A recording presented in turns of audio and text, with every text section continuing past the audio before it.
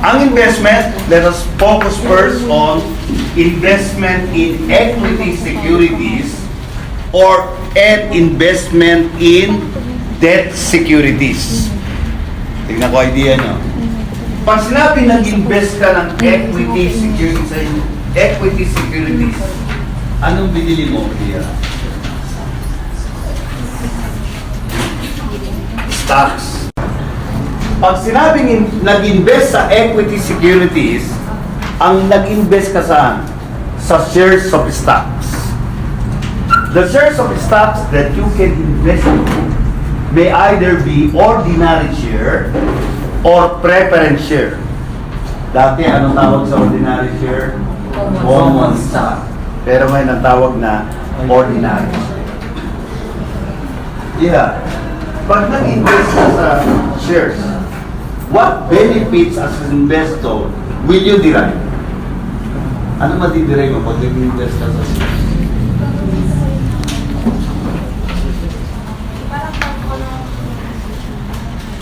Yun ang primary objective pag nag-invest ka sa shares. Para magkaroon ka ng position sa company. Depende kung anong klase ng shares ang binili. Ano ang primary objective? Letter B ang start. Ang sumunod letter I. Parang B-I. Ang kasunod nun, letter B as in victory. Ayun, dividends. Kala ko, abutin na makompleto eh. So, dividends. Okay. Ngayon, yung sinasabi niyang pwede magkaroon ka ng control. Tandaan to. Kapag ordinary share ang nag-invest ka, wala kang makukuha control kapag nag-invest ka sa preference shares. Dividends lang. Agree? Alam niyo kung bakit? Ang preference shares walang voting rights. O, paano ka magkakaroon ng control? Whereas kapag ordinary share, nagkakaroon ka ng voting rights. At yun nga, alam nyo, pag nag-invest ka sa ordinary shares and the number of shares that you acquire from the investee is at least 20% of the outstanding shares of the investee, nagkakaroon ka ng tinatawag na significant influence. Tatakal natin mamaya yan. O, klaro na tayo tungkol sa pag nag-invest ka sa equity securities. Dividends, kapag preference share lang. Kapag ordinary share, dividends and at the same time, a possibility that you may have a significant influence over controlling that investment. Are we clear? Uy, react naman kayo. So, para tayo nag-duet. Okay. Kapag nag-invest ka sa debt securities, normally, pag sinabing nag-invest ka in debt securities, anong in-acquire mo, Iya? May problema kaya? Wala. Iya, ano in-invest? Saan ka nag-invest? Bonds. O kaya, bills. Treasury bills o bonds. Ayan. Yan ang tinatawag na debt securities. Hindi debt, ha? D-E-B-T. Okay. Okay, ito na. Ano pakinabang ng investor kapag nag-invest sa bonds at saka treasury bills? Hindi dividends. Okay, answer my question. Kung equity securities pa, ang pakinabang mo at benefits mo, dividends or control, kapag debt securities, ano makukuha mong benefits? Interest income. Maliwanag ba? Lalo na kapag nag-invest ka sa treasury bills issued by the Philippine government. Baka hindi nyo alam. Kapag nag-invest ka sa treasury bills ng Philippine government, tatanggap ka ng interest, walang tax yun, yung interest mo. Pero pag nag-invest ka sa ibang kumpanya, hindi government, taxable yung interest income mo. Okay na? Wala kang control kapag nag-invest ka sa debt securities. Okay, ready? Accordingly, i-classify natin itong investment in debt securities at saka equity securities. Ano pwedeng maging classification niya? Pwede siyang TS. Ano yung TS? Okay, very good. Pwede siyang OCI. Dalawa. Okay. Maya yung ano. Dati, anong tawag sa trading securities ng araw? Marketable securities. Tinatawag dati. Yung OCI, ano dati tawag? Under PFRS number 5. Ano? Available for sale. Pero ang ginagamit na ngayon natin standard, PFRS number 9. At ito na ang pinagamit. Okay. Relating to these two investment accounts, dapat alam natin ang valuation method na binabanggit sa PFRS number 9. Anong sabi dito? Dito daw ay ano? Anong valuation? Market value or fair value. But take note, paano mo i-classify dito kapag yung binili mong shares of stocks or debt securities are traded or listed? Tandaan, kapag unlisted or not traded, hindi pwedeng i-classify dito. Maliwanag ba? Mamaya, pupunta natin kung saan i-classify.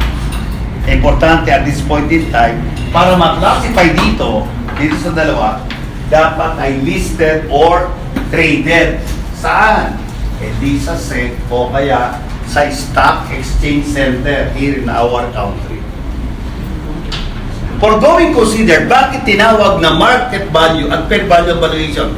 Kapag listed traded, affected yan by the economy. From time to time, tumataas, bumababa ang kanyang market value. Kaya nga ang valuation, sabi ng PFRS number 9, ay market value. Na anong sabi? Kapag yung market value bumaba, tumaas, pag bumaba, magre-recognize ka ng unrealized loss. Pag tumataas, magre-recognize ka ng unrealized gain. Saan i-report yung unrealized gain or unrealized loss? Depende kung TS or OCI. Bakit? Ang sabi, kapag TS at merong unrealized gain or loss, saan nire-report? Profit or loss statement. Whereas, yung unrealized gain or loss dito sa nire-report sa statement of comprehensive income under the category other comprehensive item. Ito na. When you acquire these listed or traded securities, when would you classify it as TS or OCI? Ano binanggit sa PFRS number 9? If the intention of the company in acquiring the securities is for reselling purposes or trading purposes, classify that under TS. Ano ibig sabihin ng trading purposes or reselling purposes? In-acquire mo pero ibebenta mo rin.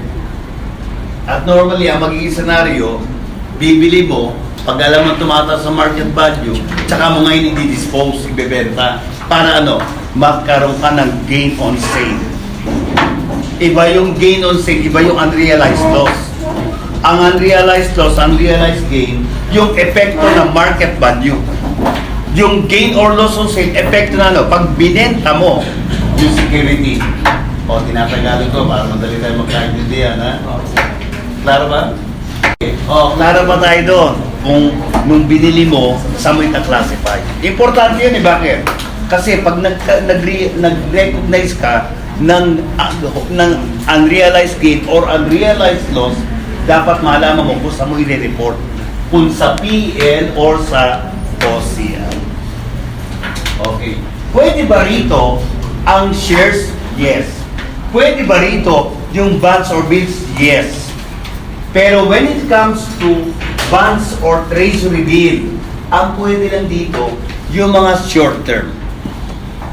Yung mga short-term bonds or bills.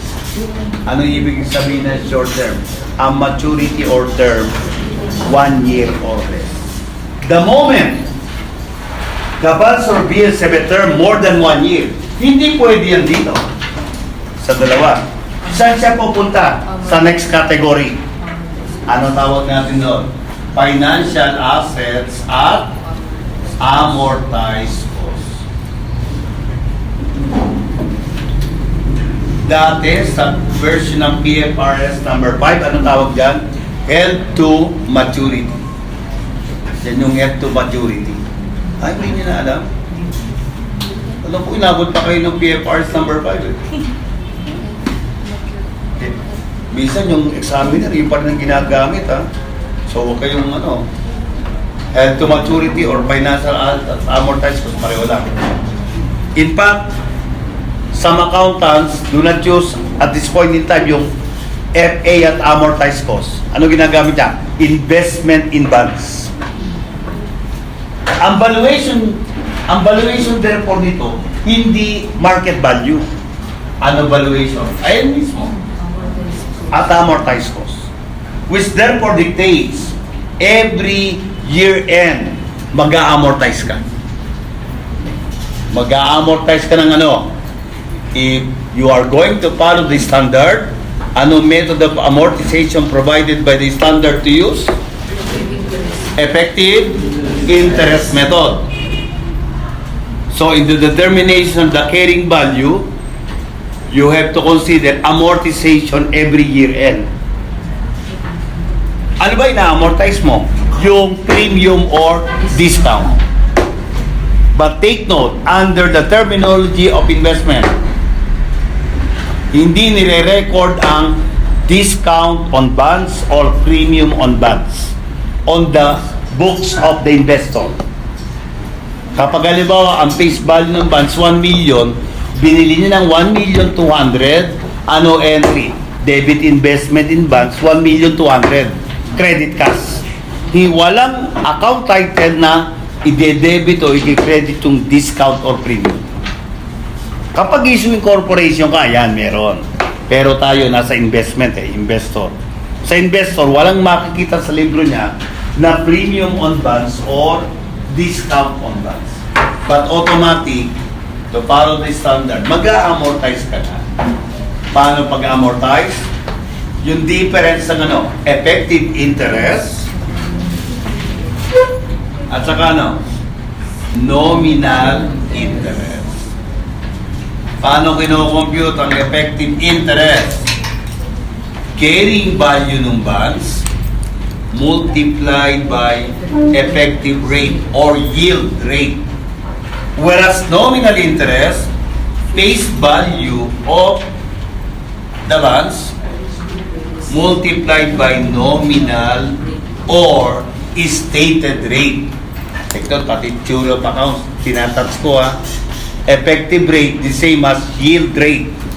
Nominal rate, the same as stated rate. O, yan. Ang financial asset at amortized cost. Ayun na pwede i-classify dito. Yung mga investment in bonds, non-term more than 1 year. Kapag less than 1 year, hindi pwede rito. Saan papasok? Sa trading or sa OCI. Depende sa intention ng company. Kapag ang intention nga for selling, yes. Pag dito OCI. Elaborate natin ito before we go further with other investment account. Automatic, as I've been explaining, every year end, titignan mo kung nagbago ang market value. And if ever it differs with the carrying value, magre-recognize ka ng unrealized gain or unrealized loss. No, sa mo i-report, depende. Okay? Klaro ba? Ito na. Pag nagbenta ka, dito, ang mangyayari may tanong, how much the gain or loss on sale? Very easy under the version of PFRS number 9. Kapag may tanong, how much the gain or loss on the sale of TS or OCI? Simply compare the selling price and the last market value. O, kailan may gain? Pag mataas yung selling price. Otherwise, there will be a loss. Okay, ito na. Sir, paano ba pag-classify dito? Binanggit ko na, pag ang intention, for selling dito. Pero pag intention, to hold the security as standby funds. Anong ibig sabihin ng standby funds? Pag kinukulang ng pondo yung company, pwede niyang ibenta yung OCI. Pero ito automatic, binibenta talaga yan. Okay? Without the need of funds, obligado, binibenta yun. Okay, ready? So therefore, itong OCI, ang tanong, kasi itong TS hindi pwede i-reclassify dito eh. Binabanggit siya sa PFRS number 9. When you initially recognize the asset as TS, it will be TS up to the point of disposal. Yung OCI pwedeng maging TS. Bakit? Because of the objective as a standby funds. So, from the moment management decided to have this OCI to be sold in the following year, pwede mo i-reclassify to TS. Ito ngayon may problema. Ang unrealized gain or loss, kapag TS ang nire-report, profit or loss. Yung sa OCI, sa statement of changes in equity, nag-accumulate yun. Okay, eto na. So, OCI siya, may unrealized gain or loss siya. Eh, nilipat mo sa TS. Ano mangyayari doon sa unrealized gain or loss? Kagaya ba na nangyayari dito sa TS? The answer is no. Sabi sa PFRS number 9. When a security initially classified as OCI, reclassified to TS, do not eliminate the cumulative balance of unrealized gain or loss. It will stay with the OCI. Kung minilipat, pumunta sa TS na yung OCI. Kailan mawawala lang yung unrealized gain na cumulative balance dati ng OCI? The moment, ibinenta na siya being a security. And how do you do to remove from the books the cumulative balance of unrealized gain or loss? Simple lang. Close it to retained earnings. So kapag unrealized gain, ano magiging entry? Debit, unrealized gain, credit, RE. RE, retained earnings. Kapag naman unrealized loss, debit, RE, credit, unrealized loss. Yun ang binabanggit sa standard kapag yung OCI nireclassify mo sa TSN, you now dispose it as TS. Kasi kanina iiwanan yung cumulative balance ng unrealized gain or loss. Oh, are we clear so far? Huh? Okay. Apply natin. So, konting discussion tayo, concept, diretso sa problem para i-apply ka agad. Problem 1. Daytime company. Oh. Sa auditing, obligado kayo, dapat nagbabasa talaga.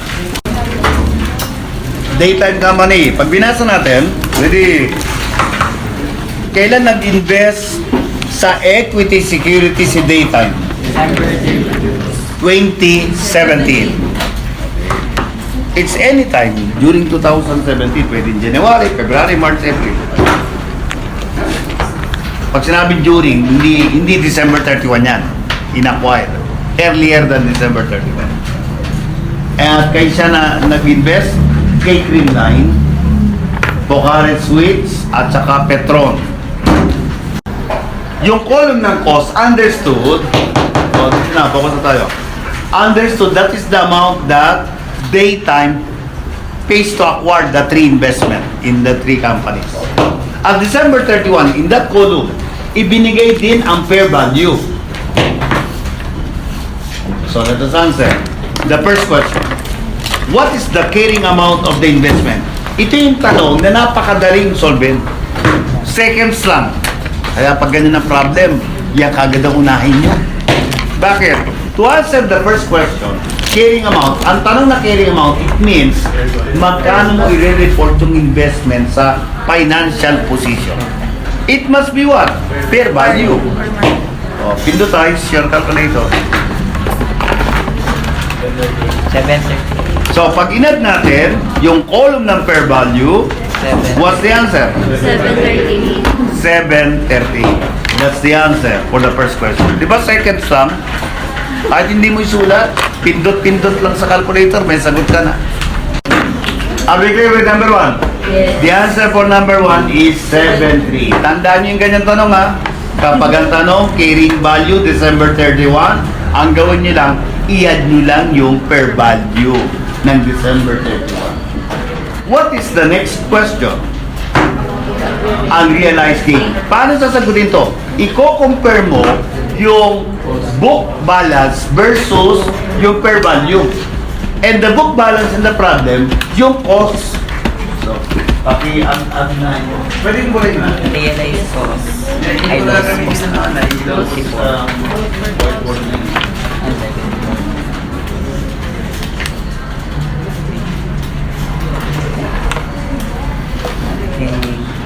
Pag nagko-compare kayo, unahin niyo yung per value. Para mamaya, pagkuha natin ng difference, hindi nag-iisip pa kayo, ano ba ito? Unrealized gain, unrealized loss. Automatic, pag ang sagot mo yung positive, gain. Pag ang sagot mo yung negative, loss. For number 2. Magkano yung per value? 738. 738. Isagot natin sa ano? Number 1. Magkano yung cost? 762. Ha? 762. Pagkapindot. Negative. 24. Positive, negative? Negative. Hindi ano siya? Unrealized loss. Unrealized loss. Ano? Hindi naman tinanong, pero tatanungin ko yun. Saan nire-report tong unrealized loss sa 24? Profit or loss. Bakit profit or loss? Trading kasi yung security. Are we clear with number 2? Are we clear? Seconds na naman, oh, seconds na. 2 minutes naman, oh, timetable. Dito ka ng tipid mo, no? So, yung natipid mo, magagamit mo to sa complicated problem. Okay, number 3. Ano tanong? Gain or loss on the sale of Kokari. So, binenta pala si Kokari. Magkano selling price? Nakalagay, literal. Magkano? 230. So, sabi ko, saan i-compare? Sa last fair value. Prior to the sale. So, magkano ang fair value ano bago binenta? Ha? 252. 52. Oh. Ito. Ano sagot? 22. Positive, negative? Negative. Ano naman, hindi ang sagot. Loss.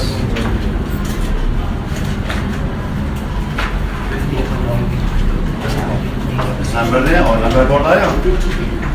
Carrying amount of the investment, December 31, 18. Paano nga ulit sasagutin ito? Atin mo na yung per value ng 18. Pakipindot ka. Ha? 5? 5? Sulat ko na lang ha. So the answer, yung total fair value, 564. Okay, number na, 5. Amount of unrealized gain loss 18. Eh dito ulit, comparison ng ano? Bosa. Take note of this. Kapag dinamit ko na yung per value sa 17, yun na kaya magiging ano, book balance. So, to answer number 5, eh di per value ng 2018 versus yung per value nung 2017. Sabi niyo, total 564? Tama ba? Eh yung 17, how do you get? 730. Ha? 730. Eh di ano no? 126? Correct ba? Correct ba? Yung last ano? Yung green line. Correct. 730. Yes. Okay, Pukari, binenta na. Okay, yung Petron. Ilan? 360? Correct ba? Tapos yung new acquisition. New acquisition. Ano yun? Yung 198? Correct ba? Yes, Another sir. print line. Hindi na yung 90. So yung 198 na lang. O, pinto tayo. 684. Ah? 684. 664. 684. 8. 6. Kulang pala kasi sa data. 684. Sir, kulang pa lang sa Kulang pa na isa. Alin pa wala? Photon. Nakuha din pala ano. Okay. So, photon, ilan siya nakuha? 96. Ito siya. Sa printer. O, pinto. 780. 700. 80. 80. Pinto. 260. Ilan? 260. 260. 216. 16. Negative. Negative. E di ano? Unrealized. Okay, number 6. Gain or loss on the sale of security. Okay, dito. Ano ba yung binenta ng AP? Si Kokari at saka... sorry. Naintindihan ko rin. Cream line. Ilan ang selling price ni cream line nung ibinenta? Selling price, 240. Ilan yung dati niyang per value? Ha? E di siyempre, ano binenta? Pareho. Ano? 360. Paano na ba yun? 120 at saka 240. 360. O, pindot. 120. Ilan? 120. Negative. So, loss. Pero tira meron pang ibinenta. 500 shares. Sino? Photon. Si Photon. At literal nakalagay na, 60. merong loss kay Photon na magkano? 16. So, hindi na tayo magko-compute dito kasi big-even na eh. Kay Creamline, na-compute pa tayo. 16 daw. Opo. So, therefore, ano? 136. 136 loss. Are we clear with number 6? Okay, 7. Ano parang sa 7?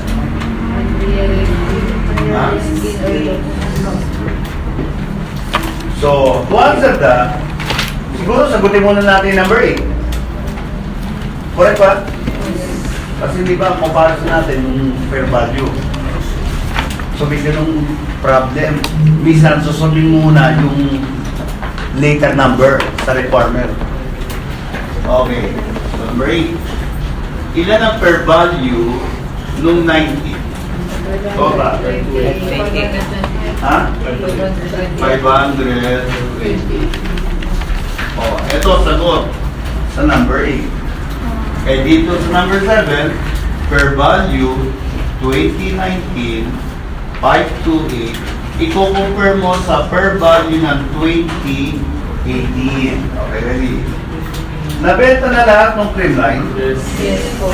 Yung Petron, Hindi po. assist pa rin. Yes. Ilan yung dati per value ng Petron? 132. Ilan? 132. 132. Yung photo, Yung pala, 500 shares. Boron, Hindi. kalate. Eh di kalate ng 72. 36. Eh di 36. Wala na. Oh, yun. 168. 1, 68. Oh, deduct nyo. 360. 360. Ano siya? Unrealized. Okay? Oh, that's question number 1. So, yung problem 1, in-emphasize yan, yung pag-determine ng unrealized gain or loss at pag-determine ng gain or loss when the security are sold.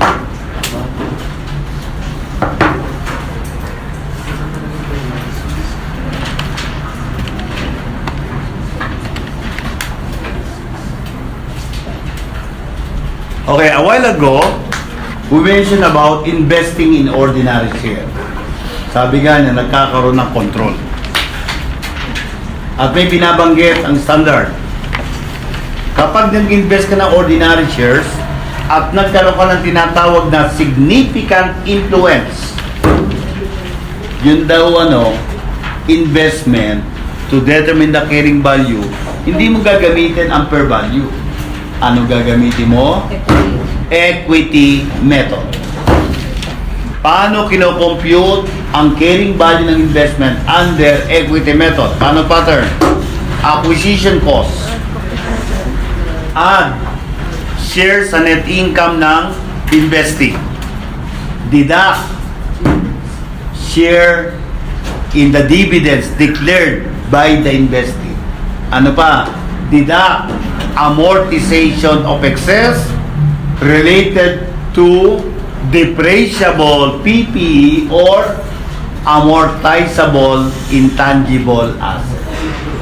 That is how to determine the carrying value of investment in ordinary share whereby the investor is having significant influence. Okay, ready? Problem 2. I-apply natin, problem 2. Ito na. Paano pag wala kang significant influence, ano gagamitin mo kung hindi equity method? Cost or fair value model. And the account title to use is investment in equity securities. Kapag meron kang significant influence, ang account title na ginagamit, investment in associate. So doon pa lang sa account title, alam mo na kung meron significant influence o wala ang investor. Okay? Ready? Okay na? Can we proceed to problem 2? Sige, basa-basa. Ano pangalan ng company? Si Divine. In-acquire niya yung 25% nung outstanding ordinary share ni XYZ. Take note, under the equity method, percentage of acquisition, at least 20% nagkakaroon ng significant influence. So definitely ito qualified. For what reason? Ang wordings at least 8 to 25 eh. So automatic, yung investment in Divine kay XYZ, ang gagamitin nating method to determine the carrying value, equity method.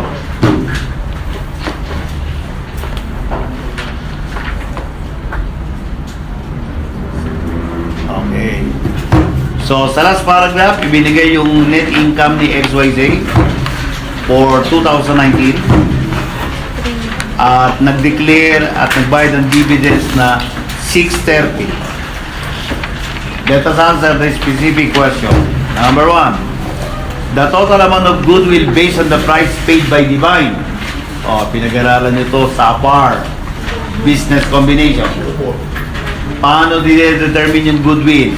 Acquisition cost versus fair value of net asset.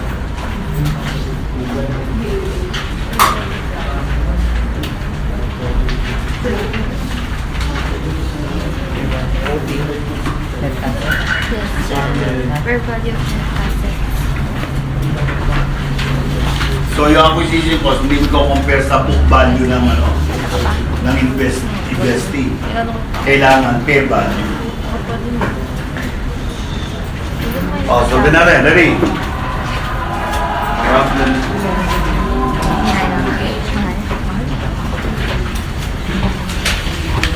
Magkano niya in-acquire? Kay XYZ? 4 million? 200. So, i-compare natin sa fair value of net asset. I believe the term given there is book value. Magkano ang book value ng net assets ng XYZ? Ilan? 14 million 400. Then sa paragraph, parang ibinigay ng mga figure. Ano yung unang bullet na nakalagay? Yung low depreciable asset, a part of the net assets, ay merong 160? 360 more than the book value. So, i-add mo. Ano ba? Second bullet. Meron pa yata yan din. Track of lang po. Kay track of land na ano? 1,100,000 more than 3. More than ulit. Magkano? 1 million? 1,100,000. 1 million. So, itong dalawang to, pag inad mo, magiging per value na net asset. Bakit ito? 16 times 60. 16 Times 60. 560. Ilang percent ang binili ni Divine? 25. Oh, paki-multiply. 4,140,000. So, 4 million, 140. I-deduct mo sa 42. 60. So, 60,000 is the goodwill.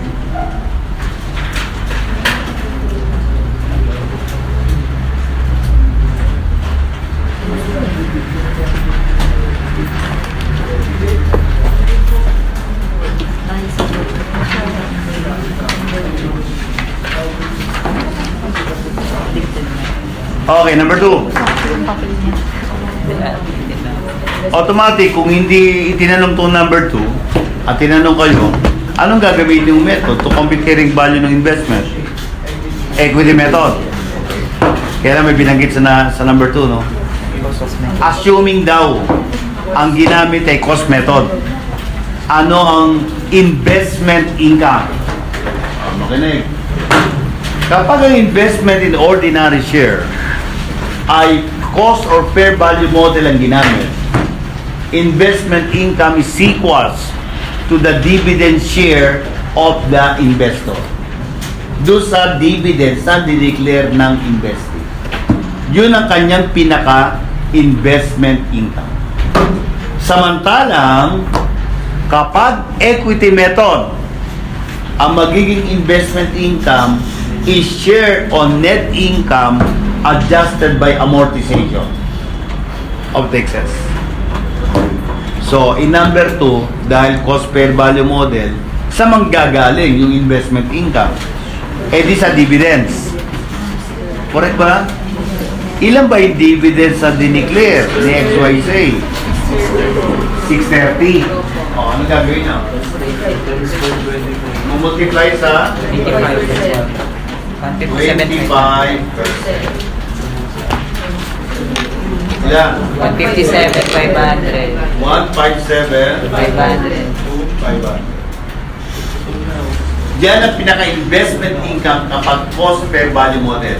But take note, kapag equity method, share sa net income ang magiging sagot. Okay?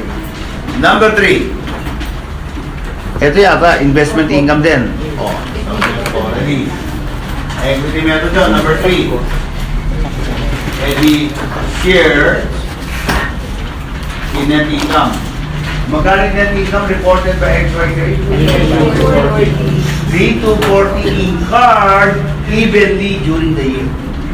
Importante yun. Bakit? Anong petsa ba nag-acquire si Divine? Ha? Yung 30. So, kalahati lang nun. So, ano gagawin nyo? Ano, 3,240,000, di ba?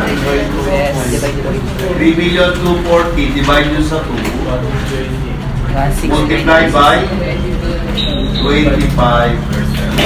405. Ilan? 405. 405. Di ba tapos? Bakit? Ililis nyo yung amortization related to depreciable asset. Magkano ba yung excess? 360 divided by ilan yung useful life? 10. 10 times 25%. 9,000. Oh! Times 6 over 12. 4,500. Ilan? 4,500 ba? 4,500. Pindo. Ano sagot? 400,500. Oh, take note of There's difference, ha? Yung iba nako-consider lang na investment income, yung share sa net income.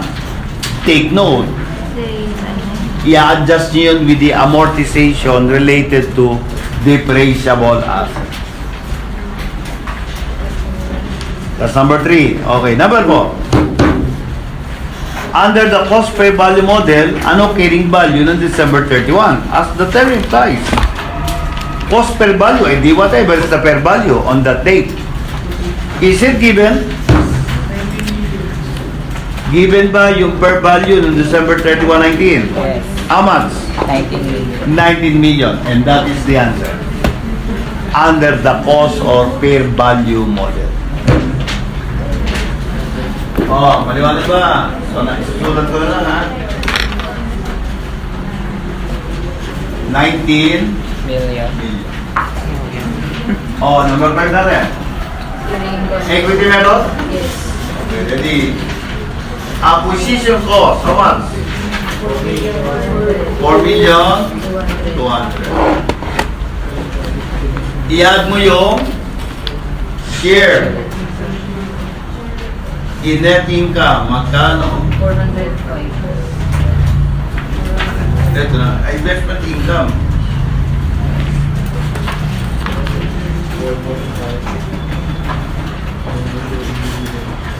Ito, hindi na 405 ito. 400, 500. Less dividend share. O, paano ko kumpitin? Eh di 630 times 25. Correct ba? Eh dito 157 500. 4 Compute. million 758. Ay, mali.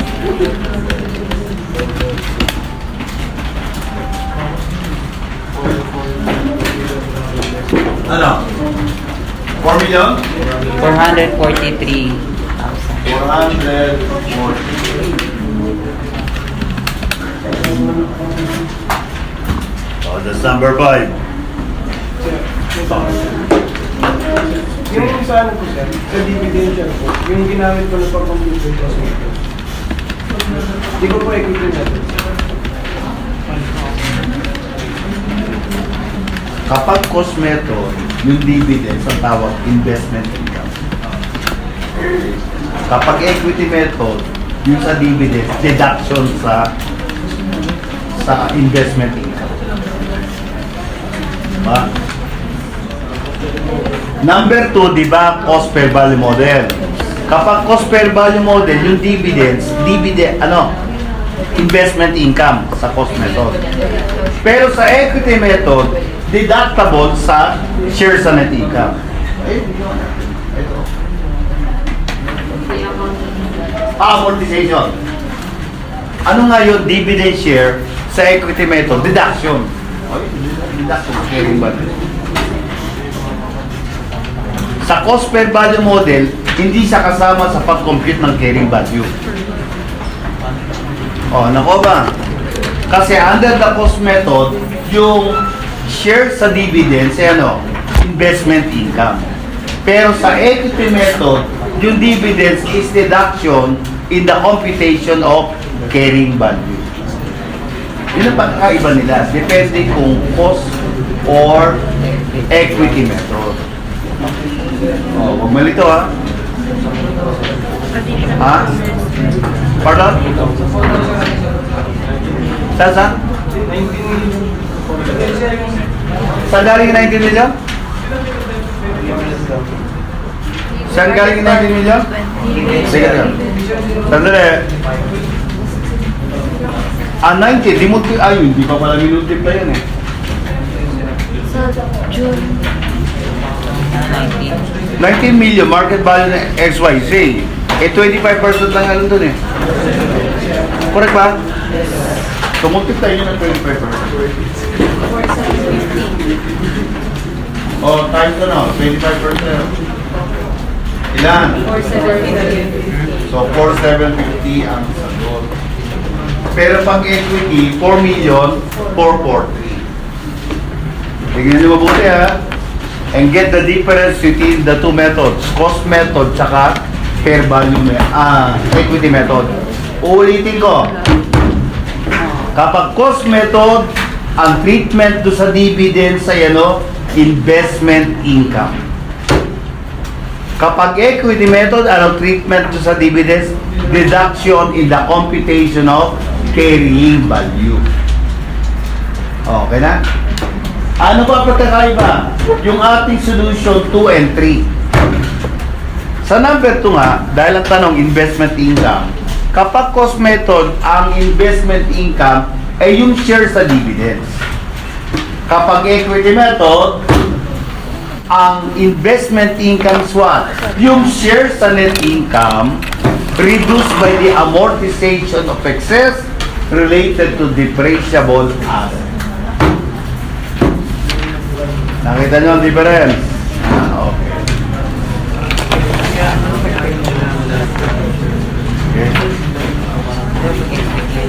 Eto na. Ready? So, i-touch natin yung amortized cost. So, para matas yung amortized cost, let us have problem 3. Problem 3. Sa problem 3, look at the breakdown. The company has 3 classification of investment. One as TS. Nakita? Tatlong kumpanya. Then, OCI. Ilang kumpanya? Tatlo rin. At isang amortized cost. Innovator. Ano nga uli ang ating method kapag amortized cost? Ano ang valuation? Amortized cost. Choosing effective interest. Sagutin natin ang specific question. Tignan mo sa lahat ng para hindi pa nabubura.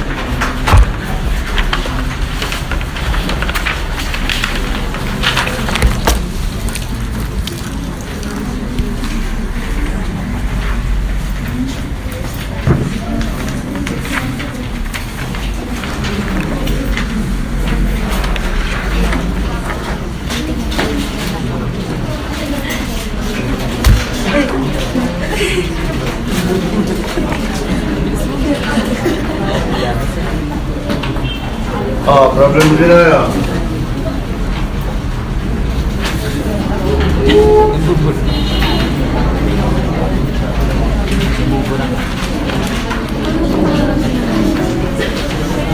Ano ang first question? Ano ang first question? Gain or loss on sale of 8,000 Of 8,000 fortune shares March 1. Tingin sa problem. Ano nga pala yung nasa taas? In your audit of Destiny Corporation, its securities are outstanding at December 31, 17 yun, 17, hindi 18. December 31, 2017. Pakipalitan na.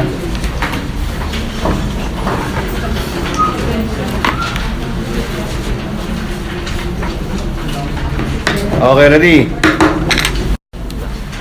Eh di, ang tanong, gain or loss, eh di, paano competent? Selling price. Magkano ito ibinenta yung fortune? 1? 152. Magkano carrying value na gagamitin?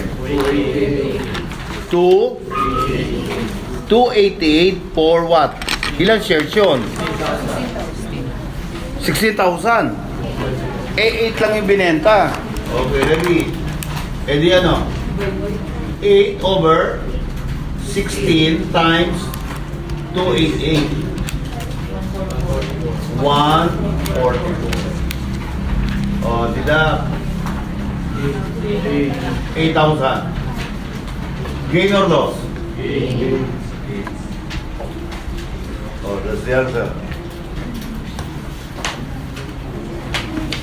Clear ba yung question 1? Okay, number 2. Gain or loss on sale of guts. Ibinenta naman siya noong May 15. Okay, ready? So, same manner of computation. Selling price. Ito, literal na given, pero dito, ano gagawin natin? Ilan yung binenta ng shares? 3,200 shares. Times what? 15. Ito times. 48,000. Ha? 48,000. 48,000. Iko-compare natin sa carrying value. Ilan yung nakalagay noong 2017 na number of shares ng GATS? 80. Ha? 80,000. Yes. Ang binenta mo lang ay 3.2. Yes. E di 3.2 over 80,000 times what? Multiplied by what? 1 to 80. How much? 51,200. Ha? 51,200. 51,200. Ilan sagot? 3.2. Positive, negative? Negative. So this is loss.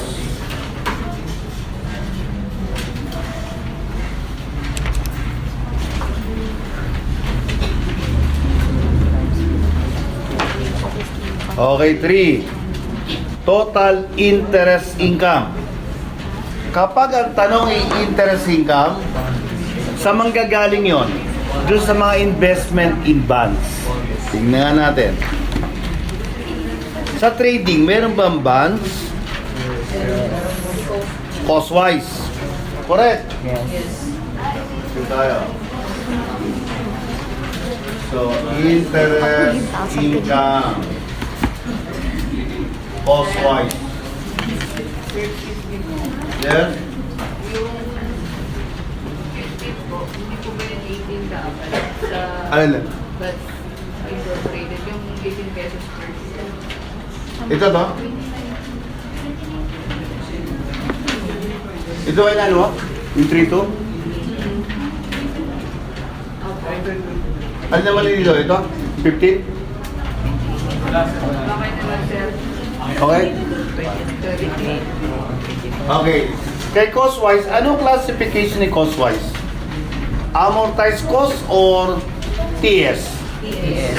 So kapag TS ang bonds, ang pag-compute, nominal interest. Yes. Magkano face value? 200,000. Ano nominal rate? 10%. Oh, pindulize.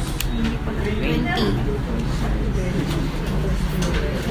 Ilan? Magkano? 20. 20,000. Ba't parang sisigaw-sigaw? Focus lang, kung kayo malito. Ha? Wala niya yata nakikita yung figure. Okay, sa OCI, meron bang bonds? Ano? Innovator po. Innovator? Yes po. OCI? Ay, wala po sa OCI. Amortized cost siya. Kapag yung bonds nasa amortized cost, tandaan to, ang interest income niya sa manggagaling, EI.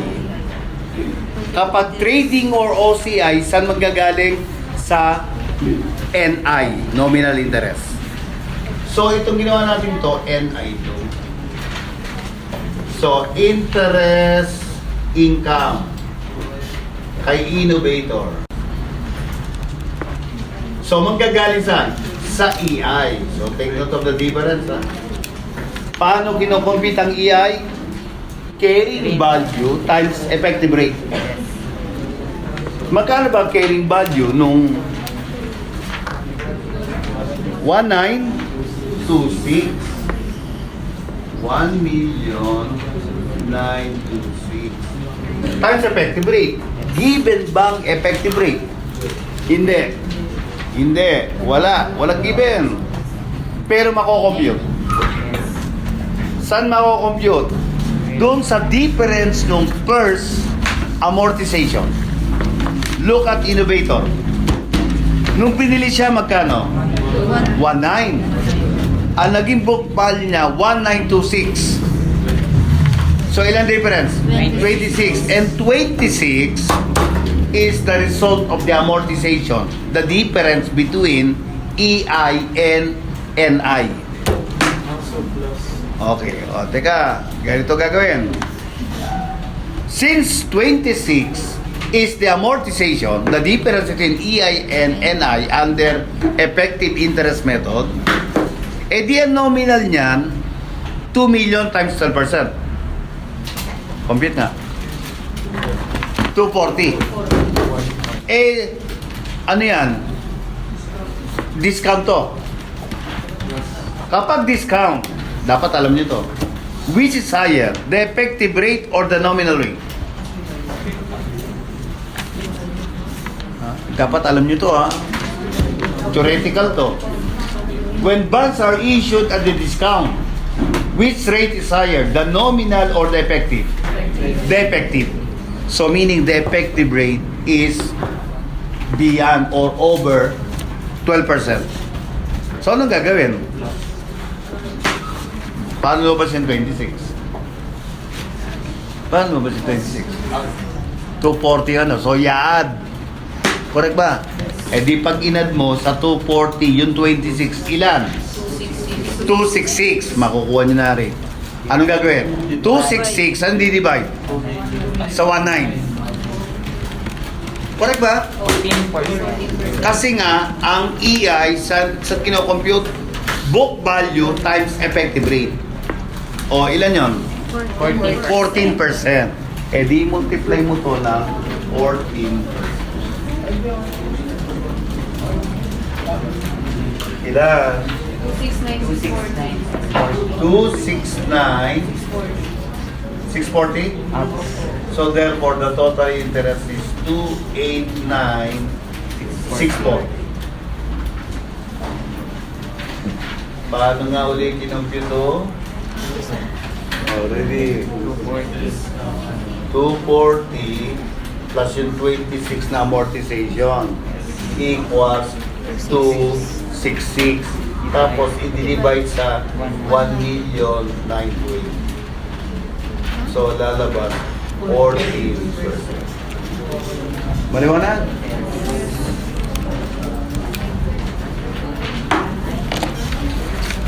Sir, hindi po ba sa 19 lang? Hmm?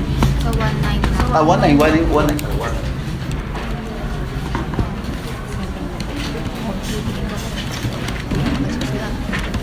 Okay, The next. consequence may low.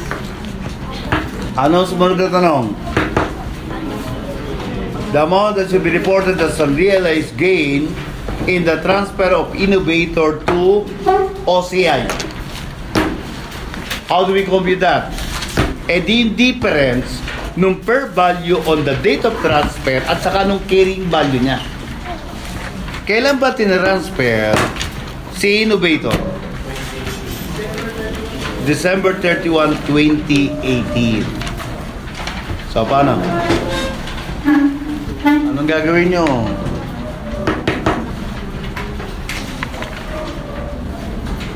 Anong gagawin? Updated na ba yung book value ni Innovator ng December 31? Hindi ba? O, i-update no? Barbara, ito. So, ang carrying value noong 12/31/18 ay 1,920. Correct ba? 1,920 ba? O 1,926? 1926. 1,926. Di mag-amortize tayo. Ng 2019. Nominal 240. Correct ba? Effective interest, di 1,926. Ito na eh. Times what? 14%. Ilan? 26964. 269.64. 640. Get the difference. 29? 640. 640. Oh, yan mo dun. Pag inad, 1 million? 955, 640. 955, 640. Ano to? Carrying value, 12, 31, 20, 19. Number value naman nun, ay magkano? Magkano? Ayan. 101. Correct ba? Yes. Eh di 2 million times that 101%. 2 million 2 million 20. Oh, get the difference. 64, 360. 64 360. Tanong, ano yan? Gain or loss? Ha? Oh, ayun. Gain. Kasi tumaas. Ano, klaro? O, yun ang sagot sa question number, ano yun? 4?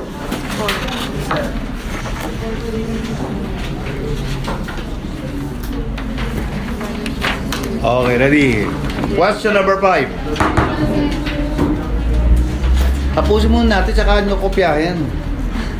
Para habang kinokopya, pwede kayo magtanong. Carrying value ng trading at saka OCI ng December 31, 19. Ready.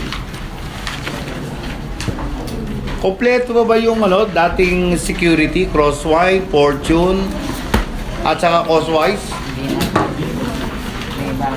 May nabawasan na. Sino? Si Fortune. Okay, ready. Sa OCI, alin doon na nabawasan? Si Guts. Okay. Pagkatapos, kasama na sino? Sino Innovator? Correct ba? Okay. Dito na sulat na.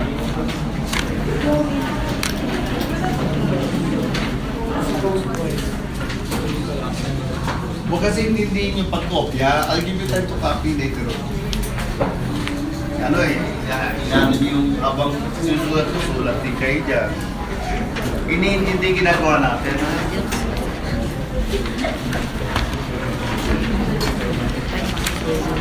Okay, for question number 5. Okay, yung mga TS, ready?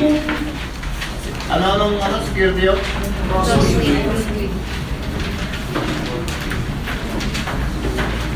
Sino pa? Fortune. Yun. White. Okay, ready? Ilang shares pa si Crosswind? 96. Ha? 96. Hindi na bago? Yes. 9,600. Tingin sa information, kung magkano market value per share. 22 per share. 22%. So times 22. Tiglo. 211, 200. 211. 200. 200. Si Fortune, ilang shares pa? 8,000, hindi na 16. Kasi binenta na yung 8,000. Times what? 50. Ha? 120. 15? Yes. 120. 120. Si Costwise? Ha? Given na yata? 151. 100. Ito ngayon. Ilan ang total ng TS? 482, 400. 482. TS yan. Let's go to OCI. Ano ng mga OCI? Ultimate. Ilan shares? 32. 32,000. Times what? 42. 42? Ito. 1 million. 1 million? 344. 344? Yes. Ano ba? Init. Ha? Need. High night. Oo, conversation to high night. Ilan shares? 240,000. 240. 240,000. 240,000 share? Yes. Times what? 28. 28 equals 6,720,000. 6, 7, 20. ano pa? Gas. Ilan share? 76,800. Bawasan siya. Times what? 18. 1,300,000. 18? Opo. 100 ba? Ilan? 1 million? 382. 400. Meron pa? Wala na. Meron pa? Innovator. Magkano sa innovator? 2 million? 20.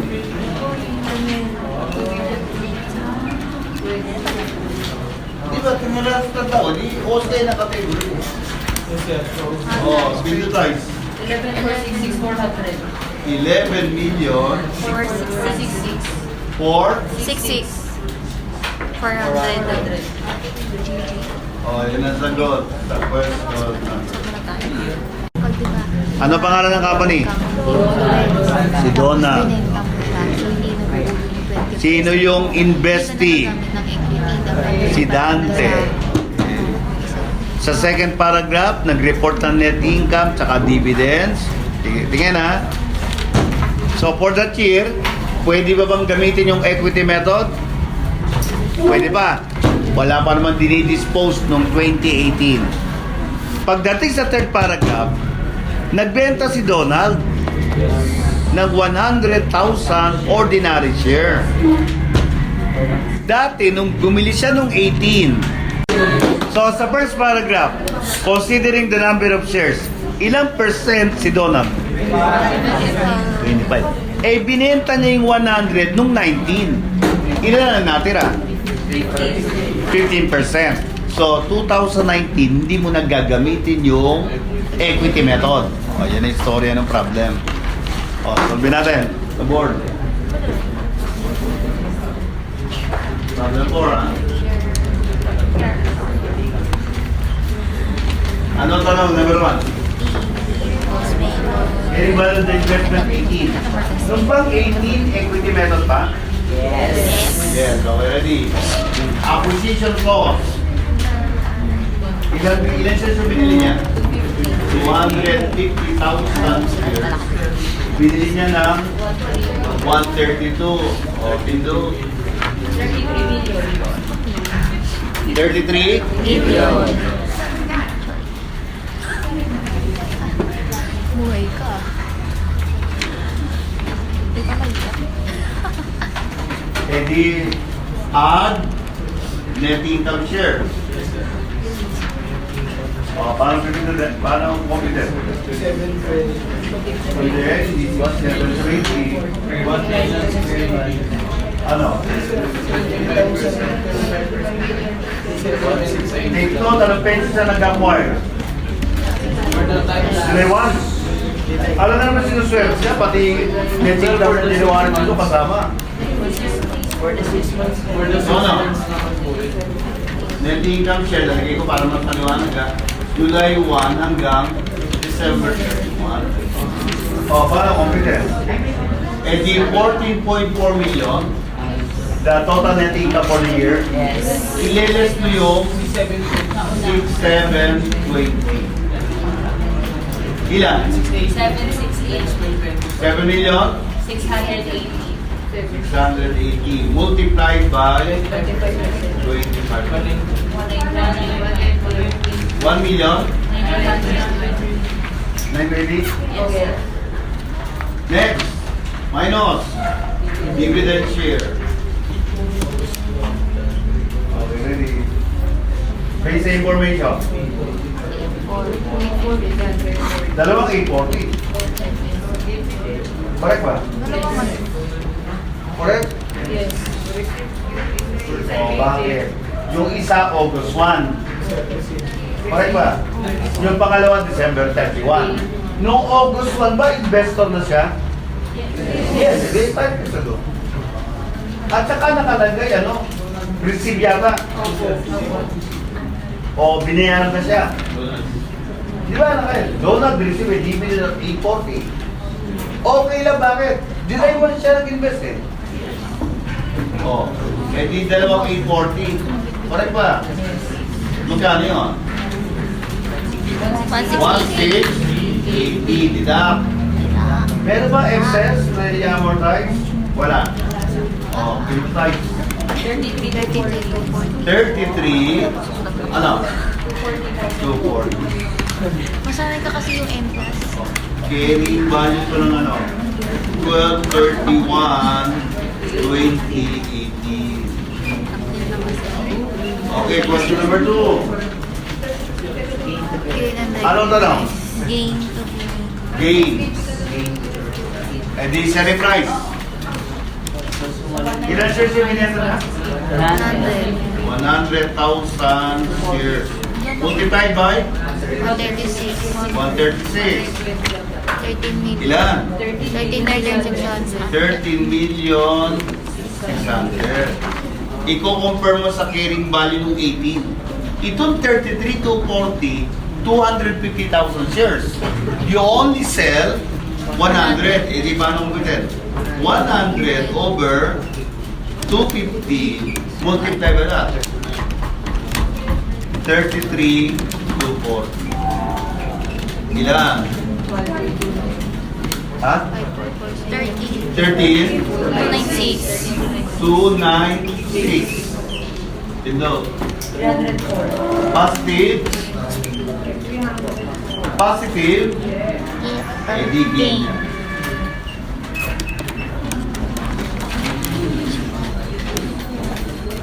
Ayan. Okay ba? Number 2. Okay, number 3. Ano to no? Carrying value 19. Hindi ba 19 disqualified na? Sa equity method? O so, paano mo compute? Eh di natin tira dito. Correct ba? So, 33. Given na fair value, hindi. Hindi, nung December 31, 19. Wala. Eh di, yun lang natin ito. 33 to 40 times what? 150 over 250. Ilan? 19,994. 19 million. 944. 9? 944. 944? Yes po.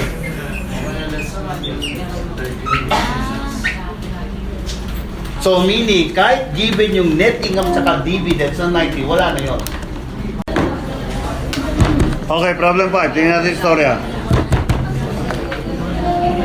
January 2018, nag-acquire si Debonair kay Isidro ng 10,000 ordinary share.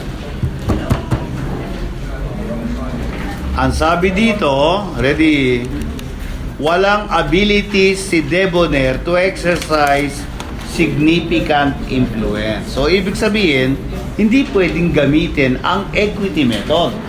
Liwanag yan, ha? Second paragraph. Nagbayad ulit si Debonair to acquire 30,000 additional shares, which represent 25%. Nung 18, 15% siya. Nag-acquire pa siya ng additional 25. So, all in all, naging ilan? 40%. Ano ngayon ang binabanggit sa ng standard sa ganyan situation? Okay na.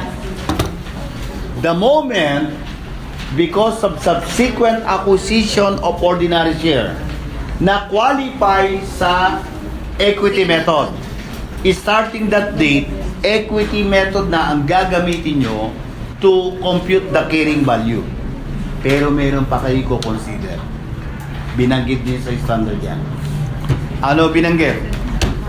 From the prior year, na siya'y cost method at hindi nagamit yung equity method, consider the difference, diretso to, of the net income and dividends for the prior year, and it will be having a retroactive effect to the carrying value of the investment. Computed not on 40% in our problem, but based do sa original na 15% pa rin. Okay? So, lagyan natin dito sa board. Ano tanong? First question. Ano tanong? Number 1. Investment revenue. Carrying value? Investment revenue. Investment revenue. Noong 2018 siya, ano siya? Cost equity. Cost. Tignan ko, nagkakaintindihan tayo based on our previous problem. Kapag cost method, ano yung kino-consider na income? Yung shares ha? Shares ha? Dividends. Correct ba? Okay, ready. So how do we compute? Paano mo compute eh? Ano? Nandun sa first paragraph. Magkano raw ba? Ha? Sir, yung tanong, sir. Oh, tanong, sige. Sino daw po si Ante? Teka, sandali. Ay, teka, hindi na change siya na ano. Yung ano doon tayo. Sandali.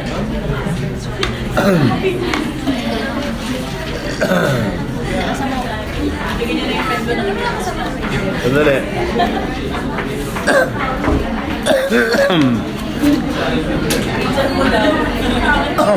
Hindi.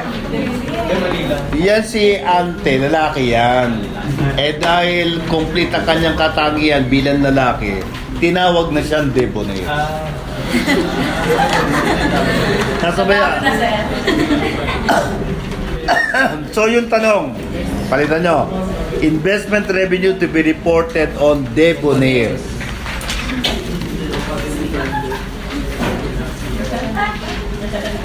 Okay na.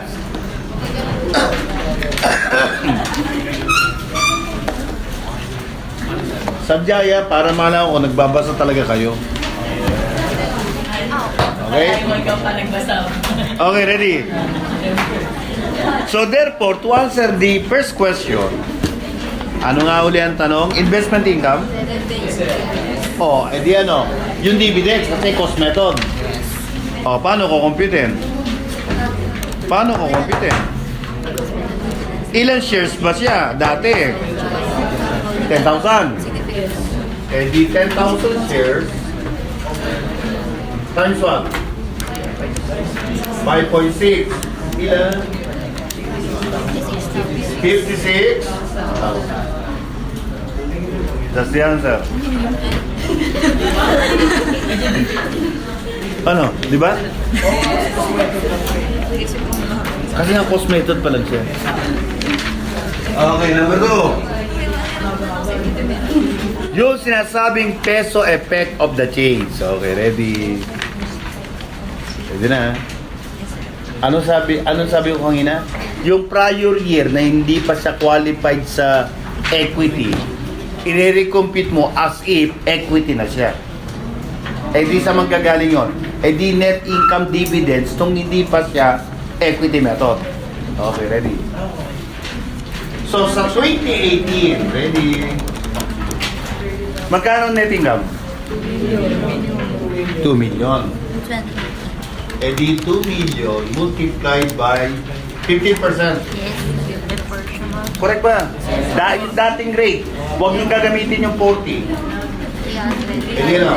300. Net income yan share. Ah. Tapos, yung dividend share niya. Correct ba? Yun, yung 56. Correct ba? Deduct ngayon yan. Okay na. Teka muna. Anong petsa nagkaroon ng additional acquisition? July 1. Eh di yung January to June na net income dividends, retroactive effect pa rin yun. Okay, ready. 2019. Ready. Magkano net income? January to June. Tingin sa problem. 800. Sure? Di ba 12 million? Ano? Ano? For the year ended 24. 800, 6 months ended December 31. Eh di 24 less 800. 1.6. multiplied by 15%. Ilan siya? 240. Ano tawag dito? Net income share. Dividends. Tignan natin. Kailan nagkaroon ng dividends? April 15. April 15, equity na ba?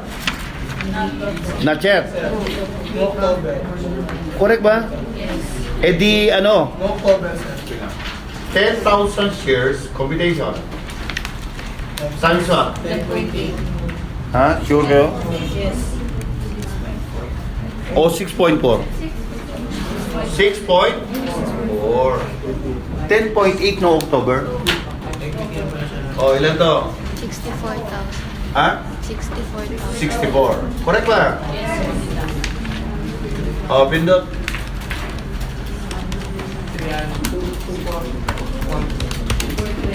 420. 420,000. O, yun ang peso effect to the change. And for your information, may adjusting entry yan. Paano malalagay? Ano adjusting entry? Debit, investment, in associate. Ano ang credit? Gain from reclassification from cost to equity. To be reported sa profit or loss ng 2019. Oh, wala tayong magagawa, mahaba talaga. Dati, nung hindi pa in-update, RE. Pero binago na. It should be treated prospectively, not retrospectively. Oh, kaya hindi pwedeng retain earnings. Oh, clear ba number 2? Ano tanong sa number 3? Carrying value of the investment. Ng December 31, 19. Okay, ready.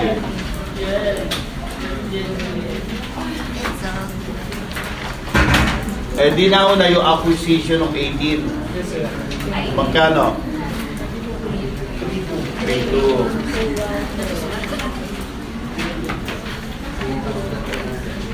Oh, ready ah. Tapos, yung gain, retroactive effect na lang sulat to. Peso effect.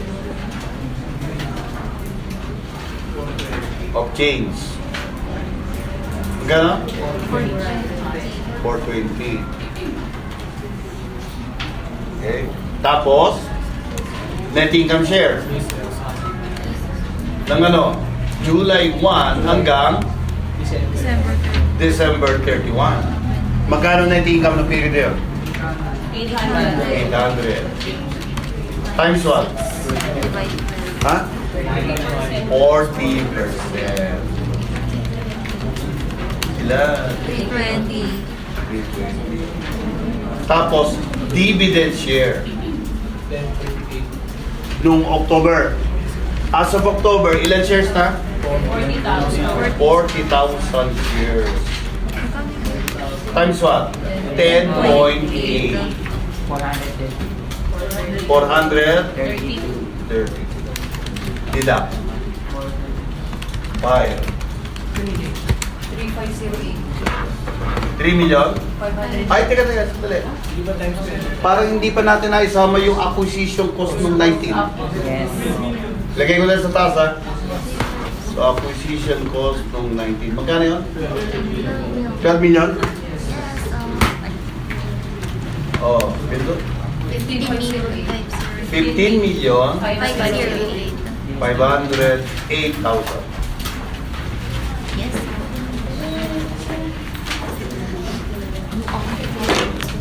Problem 4, ano yan?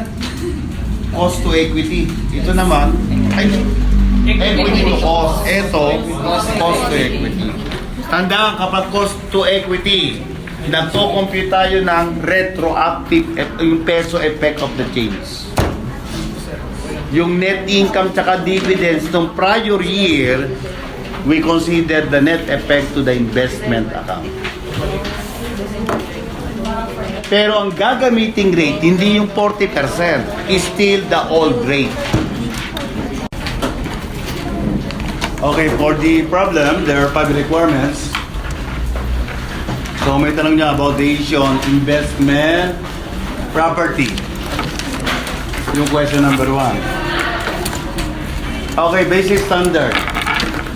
Ano criteria ng property to be considered investment property? If they are being acquired to earn additional income. Typical example, properties and equipment that are being transacted through operating lease. So pag through operating lease, so itinatanggap na periodic rent ng company, yon, additional income yon. And that is the very outset of the investment property to be classified. Basic standard, dalawa ang method na nakalagay doon kung ano gagamitin natin to account for investment property. To tell you frankly, I disagree with the other method.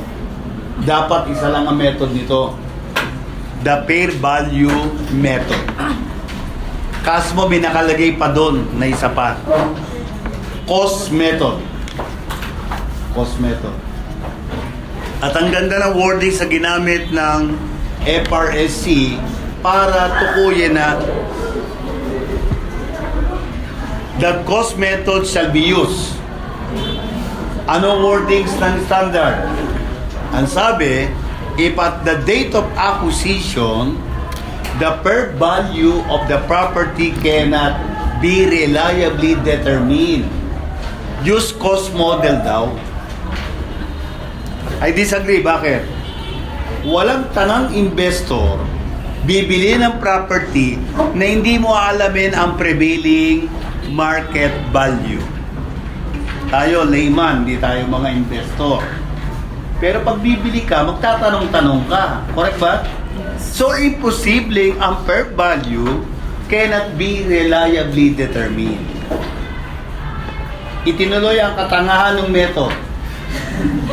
Anong katangahan ng method? Kapag daw cost model, i-depreciate mo yung property. Saka naman nakakita, yung asset investment property, tapos meron siyang accumulated depreciation na nasa PPE magkaiwalay. Ewan ko itong mga FRS natin, huwag hindi makakopya ng standard eh. Pamali-mali ang interpretation. Okay? Pero agree kayo sa sinabi ko. Agree ba kayo sa sinabi ko? Na walang tanga na investor na hindi aalamin ang market value ng bibili niyang property. Correct ba? O kayo ha, pag bibili kayo ng lupa, alamin nyo ha, tanga kayo pag hindi nyo inalam. Pagkatapos parang hindi kayo nag-aaral ng accounting. Saka nakakita, accumulated depreciation nasa PPE, yung asset nasa investment. Anong libro ang nakitaan nyo ng gano'n? Wala pa, no? Wala pa naman, sir. Wala pa, no? Wala pa naman po. Hindi nag-iisip eh, no? So therefore, if the problem is silent, medyo may konting takot siya ako doon sa tinukoy ko, no? Pero, I think you would agree with me doon sa logic ko na hindi dapat inilagay na yung cost model. Fair value model na lang, wala pang problema tayo. Bakit? Under the fair value model, ano lang kailangan na dapat yung tandaan? Bakit? Kapag silent ang problem as far as the method, use fair value method. And what does this method provide? Every end of the accounting period, consider the fair value at the end. If ever the fair value then is different from the book balance, you recognize unrealized gain or unrealized loss to be reported P&L. And we never depreciate the investment property. O di ba ang ganda? Dalawa lang. Pag tinanong ka, what is the carrying value of the investment property? Di ko ano fair value. Parang kagaya kanina, yung TS o CI. Kung ano per value, yun ang sagot. And to get the unrealized gain or loss, compare the balance per books. O di lalabas yung unrealized gain or unrealized. Okay, ready? So, klaro tayo sa provision ng investment property. Let's go over the problem. Tingnan natin. Pag binasa niyo yung problem, ready? Si David. Bumili siya ng 10 identical detached houses. Ano sabi dito? 10, pero kasama yung land at saka yung building. Oh, may land together with the building. Ang useful life daw ng units, 50 years. Ito na ha. Ito mga nagastos nyo, nagastos na aside from the 400 million. Ito pa ang kanyang mga na-incur, ha? 40 million non-refundable transfer taxes. Not included dun sa 400 million. Since non-refundable, kinakapitalize siya.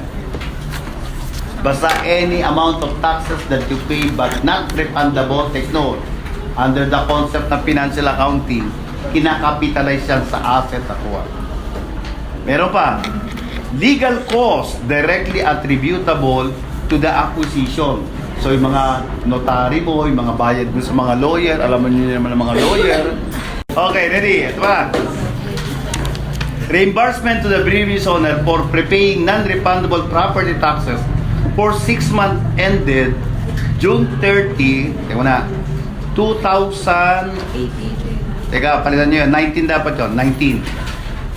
For 6 months ended June 30, 2019. Okay, discuss natin ano? Nakalagay dyan, taxes ended June 30. Eh di ibig sabihin, January to June. Correct ba? Yes. Kailan niya binili yung 10 detached houses? January 2. So, kapag kapag nagbayad ka ng tax, hindi na yan kinakapitalize. If it pertains to the current year, whereby ikaw na ang owner. Ang nangyari kasi dito, hindi siya nagbayad, kaya niripan niya. So, yung binayad niya, hindi kakapitalize. For what reason? Expense na yon. O, nasa logic yun ng ng financial accounting. So, wala yung 20,000. Advertising campaign, hindi rin. Kitang-kita naman Selling expense. Opening function to celebrate new rental business. Entertainment expense. So therefore, from the amounts given above, ano may kakapitalize? The 400 million, the 40 million, and the 2 million. Dun sa 10 detached houses with land and building. Ituloy natin ang basa. You may notice tinuturo ko sa inyo na sa auditing, obligado, magbasa kayo ng information. Para sa pagko-compute nyo, it will guide you on what items to consider. Okay, on June 30, 19, the entity paid local property taxes of 40. Ang binayaran ng dating owner na niripan niya, January to June. So siya naman, noong June 30, binayaran naman niya. Alin? Yung 19 hanggang June 30, 2020. Makinig. Hindi ba siya na owner ng property? So yung binayaran niya 40 dito, taxes na rin yun. Expense. So hindi rin ikakapitalize. Eto na. Throughout 2019, the entity incurred repairs and maintenance of 240. Walang binanggit doon sa 240. Take note, may rule doon sa repairs na kinakapitalize. If it will prolong the life of the asset and improve the operating capacity, pwede mo i-capitalize. Pero walang binanggit. So therefore, yung 240, anong treatment? Outright expense. So wala pa rin, no? Eto na. The entity used one of the 10 units, eto na, to accommodate its administration and staff. So doon sa 10 pala, yung isang unit, ginamit for administrative purposes. So yung isang yun, hindi siya investment property. Siyam lang. Yes. Maliwanag ha? Yes. Ayun the other 9 units are rented out to independent parties under operating leases. Binanggit ko kanina, kapag nag-acquire ng property at pinirentahan mo under operating lease, yun ay investment property. So the 9 units here are investment property. Noong December 31, 19, ibinigay yung fair value ng bawat unit. So binalin ang problem.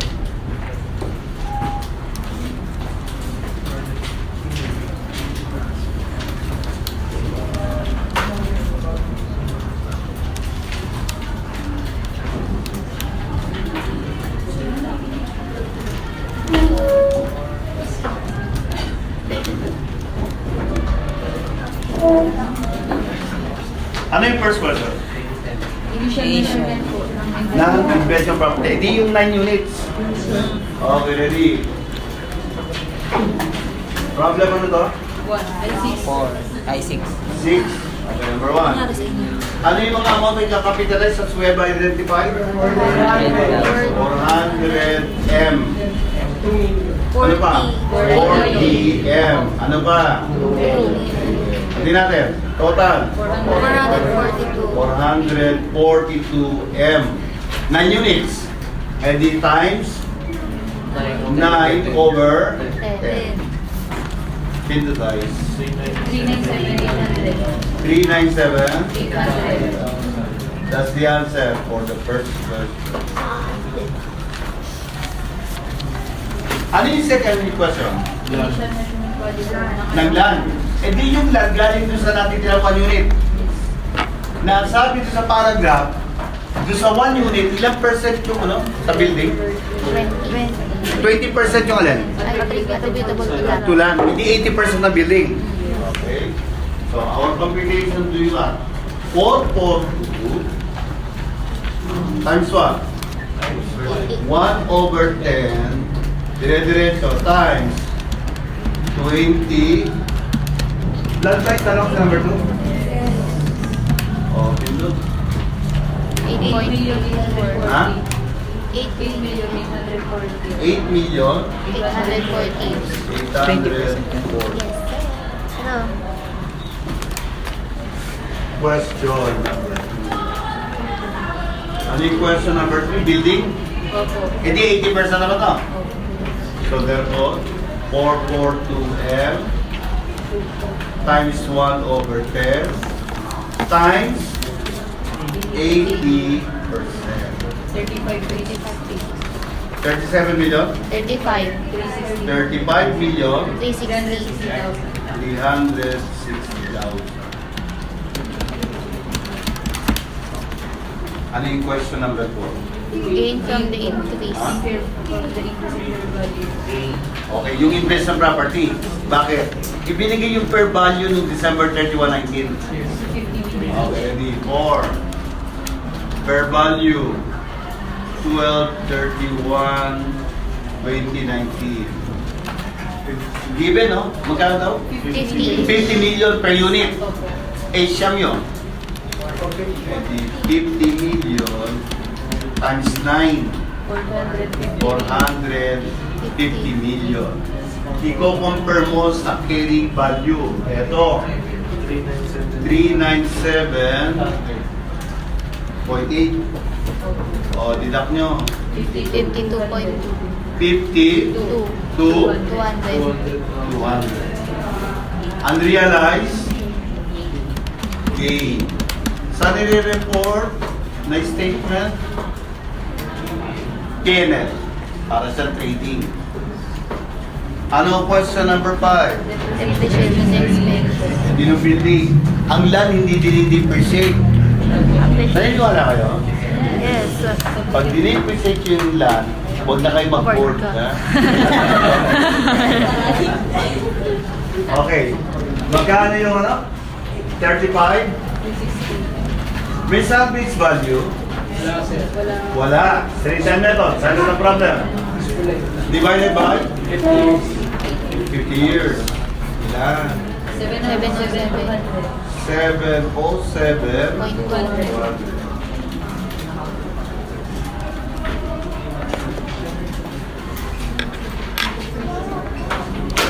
Oh, are we clear? Okay, problem 7. Ready. Kung dati sa inventories natin, I emphasize yung nature ng substantive test. Anong problem yun? Yung in-emphasize ko na yung auditor nagsasubstantive test na naka-record na transaction. Sa inventories. Yung matandaan? Yung may tanong na adjusted inventory, adjusted AP, Ay, may worksheet na ano. May worksheet adjusted na AR, net income. Ano pra? Ang tagal yung maka-record. Anong problem? 4. Problem 4 yun.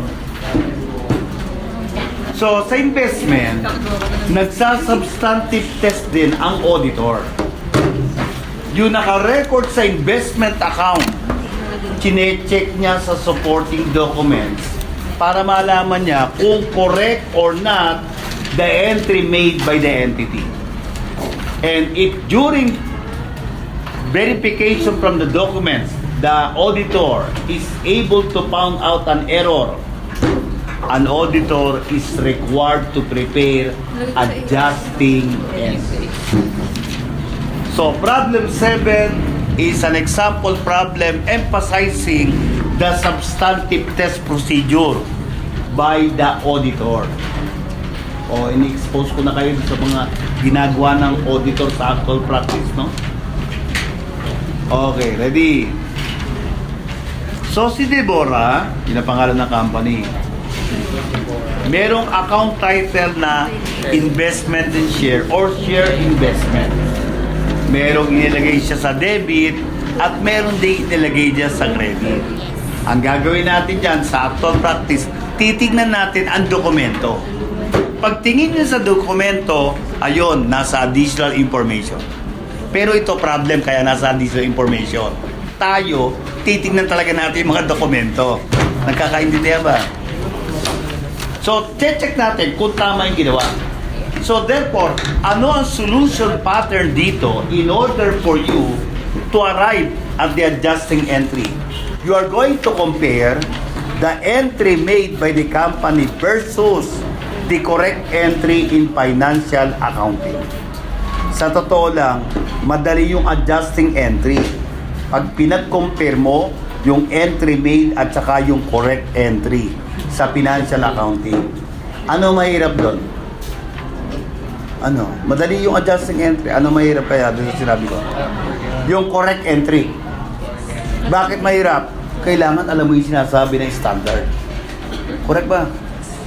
Eh, pero being future CPA, alam niyo yun, di ba? Di ba? Bawa, ito yung transaction, alam mo kung ano yung debit, kung ano yung credit. No? Lalo na sa investment, di ba? Oh. Di ba? Problem 7 na to. Ha? O di ba sa financial one, ano? Ewan ko kung ginawa sa inyo ng professor, di ba pinag-i-entry kayo? O may tatawagin sa inyo, ano entry? Ginano ba kayo? Hindi. Accounting one pa lang. Recitation, o Mr. So-and-so, what's your entry, di ba? O ano entry to record sales and account? Debit AR, credit sales. Ano entry to record purchase and account? Debit purchase, credit, accounts payable. O alam niyo yun. Tingnan nga natin kung alam niyo dito. Ito medyo yan, kasi investment. Pag mga sales and account, purchase and account, madali, no? Very basic yun, di ba? Wala kang karapatang mag-board pag hindi mo alam yun, no?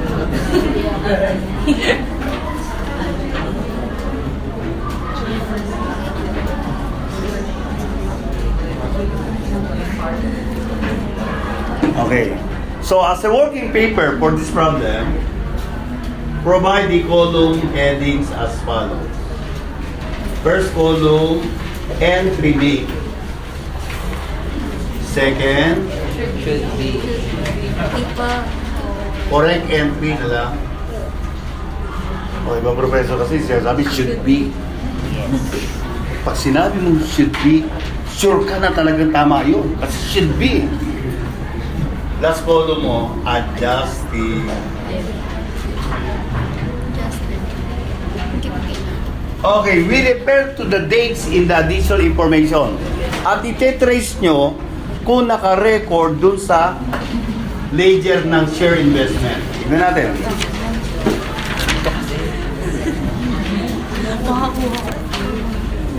Nakalagay dun sa share investment, January 1, audited balance. Pag sinabing audited balance, assume correct yun. Kasi it is based on the balance last year. So, wag nyo nang titignan ang dokumento nun. Audited na nga eh. Okay. February 14. So, the first additional information. A cash dividend of 1 peso per share was received on February 14. Tanong, in-record ba ng company? Naka-record ba dun sa share investment? Yes. Naka-credit? Yes. Eh di ang ginawang entry, kasi tumanggap di ba? Eh di debit, lagyan natin ang data. Ang ginawang entry ng company, debit cash, credit, share, investment.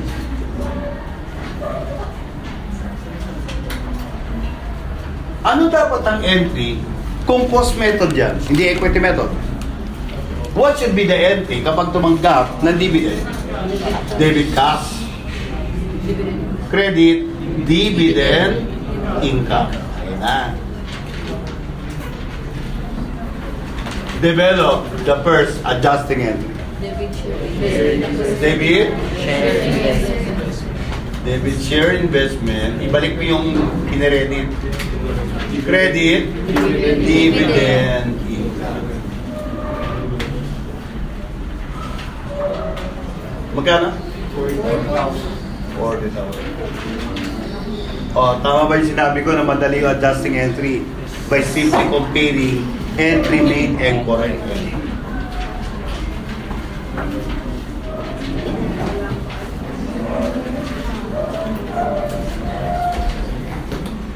The next day, in the additional information, letter B, ano daw nangyari? Tumanggap ng stock right. Tigtot, may conflicting ano dito. In fact, sinight ni Balix to sa libro niya sa financial accounting. Dalawa kasi ang treatment ni Balix sa stock right.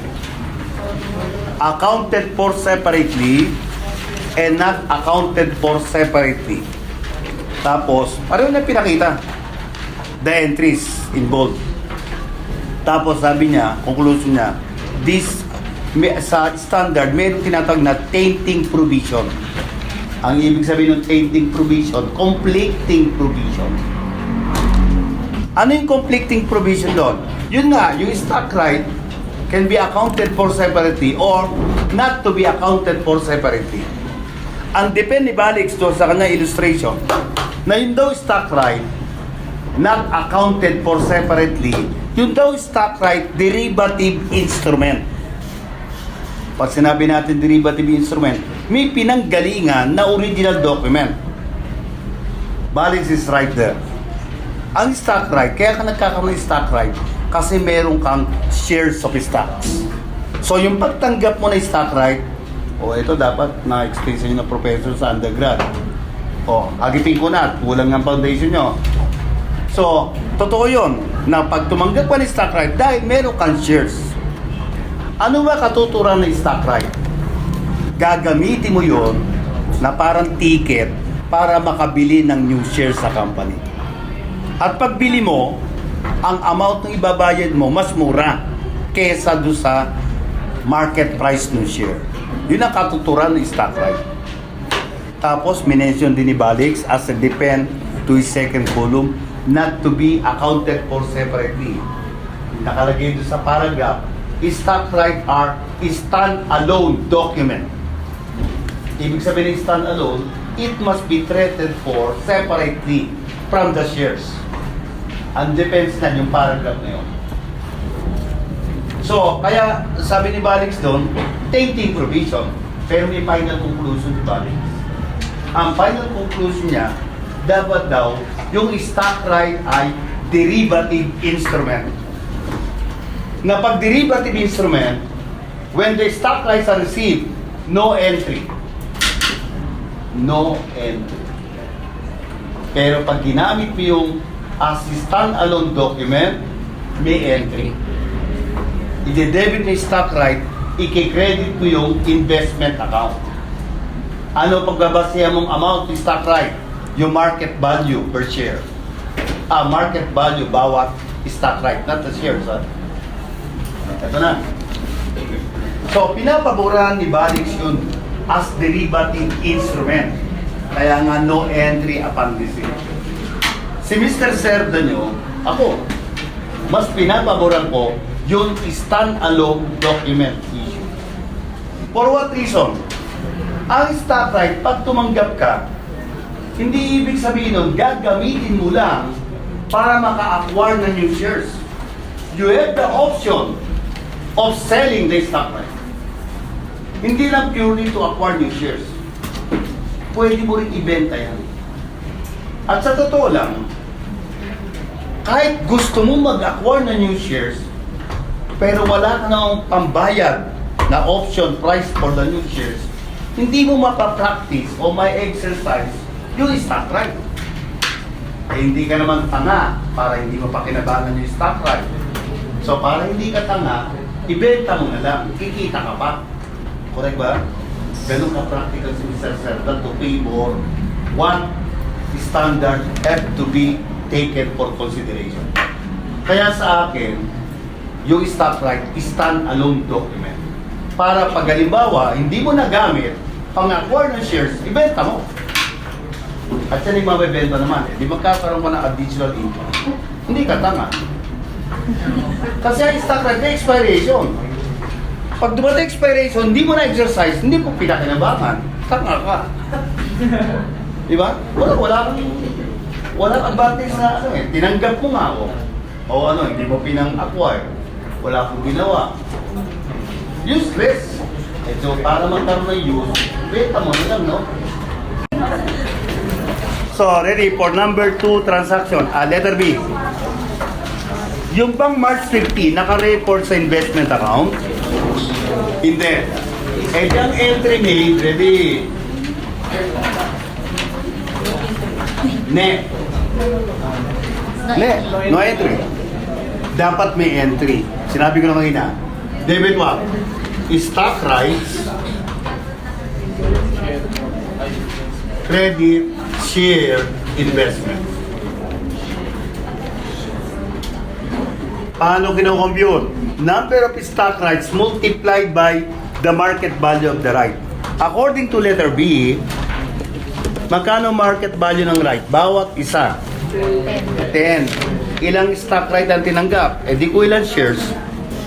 40,000. Multiply by 10, ilan? 400,000. No entry made? Eh di rin nandas ng entry. Copy. Copy paste. Copy there.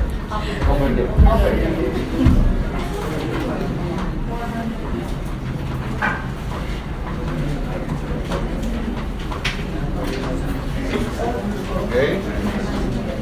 So this is your second adjusting entry. Okay, next. Letter C. Anong petsa? Naka-record ba? Yes. March 31, naka-record. Ano entry? Debit? Share investment. Credit cash. Ang ni-record lang niya, eh yung cash na binayad sa shares. Magkano? 180? 180. 180. Ano sabi sa standard nyo? Kapag gumamit ka ng stock right out of exercising it to acquire new shares, yung investment account dapat i-debit mo for the total of the value of the right and the option price that you pay for the shares. So dapat ang entry, share investment, kailangan ko muna credit cash, credit stock right. Okay, ready? Ilang new shares ang in-acquire? 6,000 new shares. Anong sabi doon sa March 15? Ilang right ang dapat gamitin to acquire one share? 5. So, if you are able to acquire 6,000 new shares, ilang stock right ang ginamit mo? 30,000. Magkano value ng bawat right? 10. Eh di 300. Yes. Correct ba? Yes. Eh di ito yung 180. So dapat yung share investment mo to be debited for 480. 480. Okay, gawin natin ang adjustment number 3. Anong debit? Share investment. Magkano? 300. 300. Credit? Stock share. Stock, right?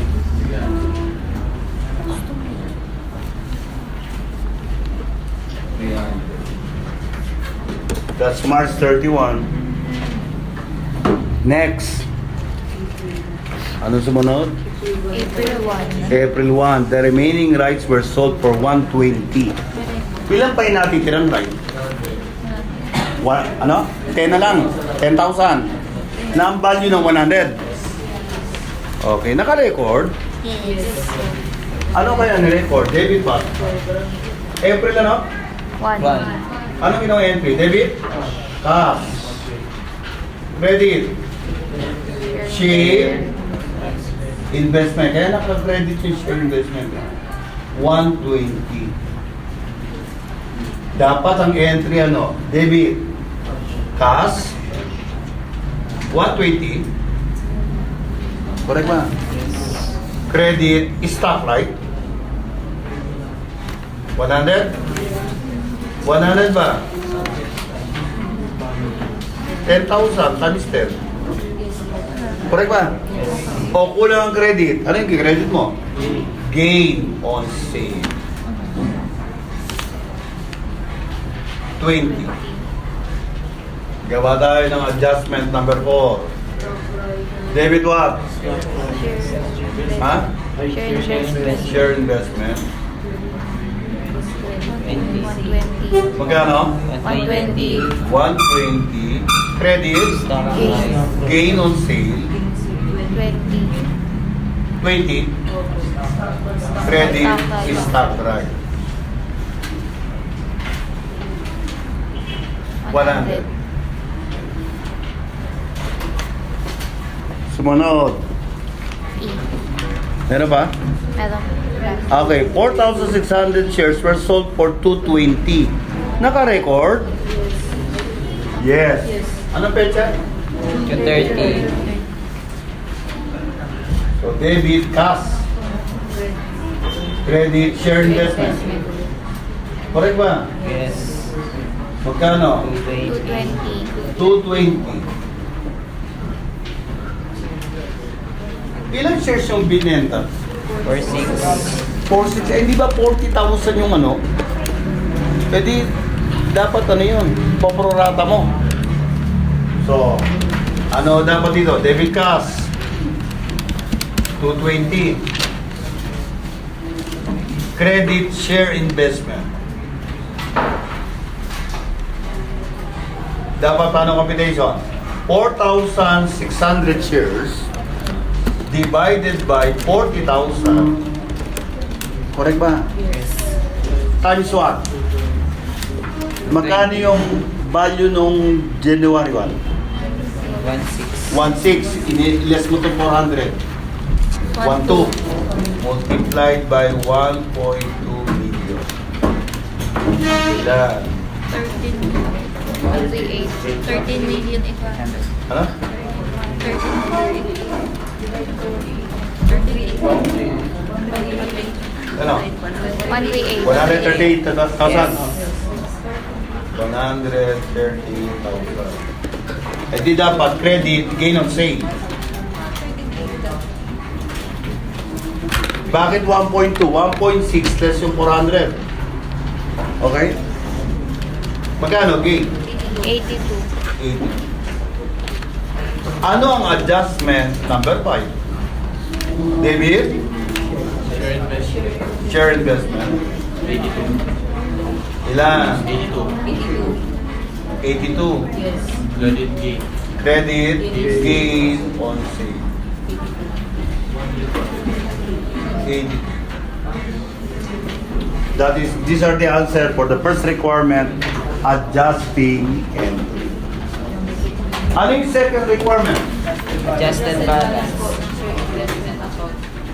So, paggawa parang yung ano natin, per books, tapos i-consider nyo yung adjustment na ginawa natin.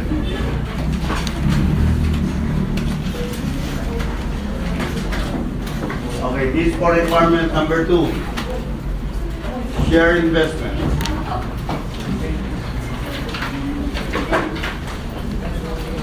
Magkano yung per books? Yung balance niya. 170. Nadyan.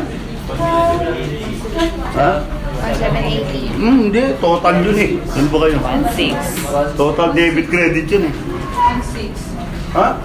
1.4 ay no, balance December 31. 1 million. 400. Okay, ready? So, lalagay natin yung adjusting entry ginawa natin. Ilan? Ilan yung adjusting entry natin? 5. 5. Okay, 1, 2, 3, 4,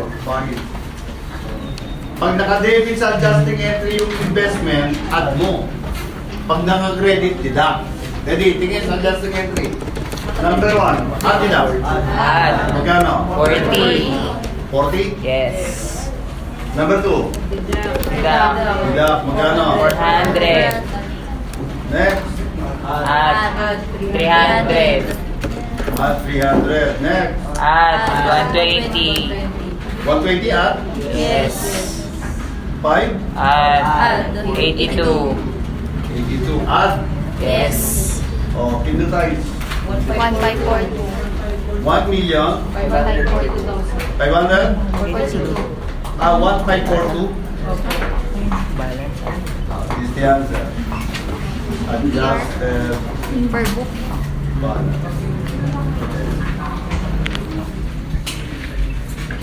Yun nilang working paper ng investment. Per books, then consider the adjusting entry as a result of your substantive test.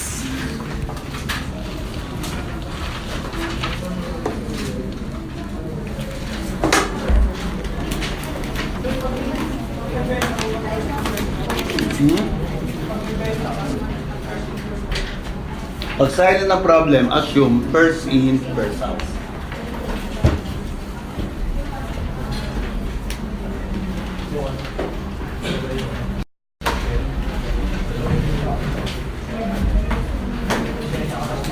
Sige, tapos sa pag-gobra.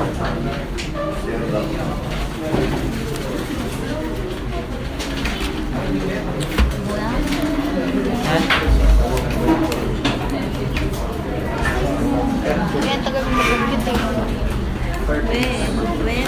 Dahil zero eh. Ay. Last problem.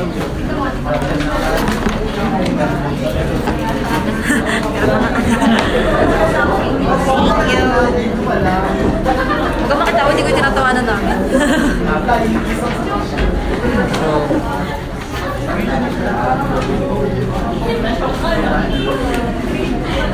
Para ma-appreciate natin kung ano pinasusolve sa problem. Angel. Isa-isa po yun.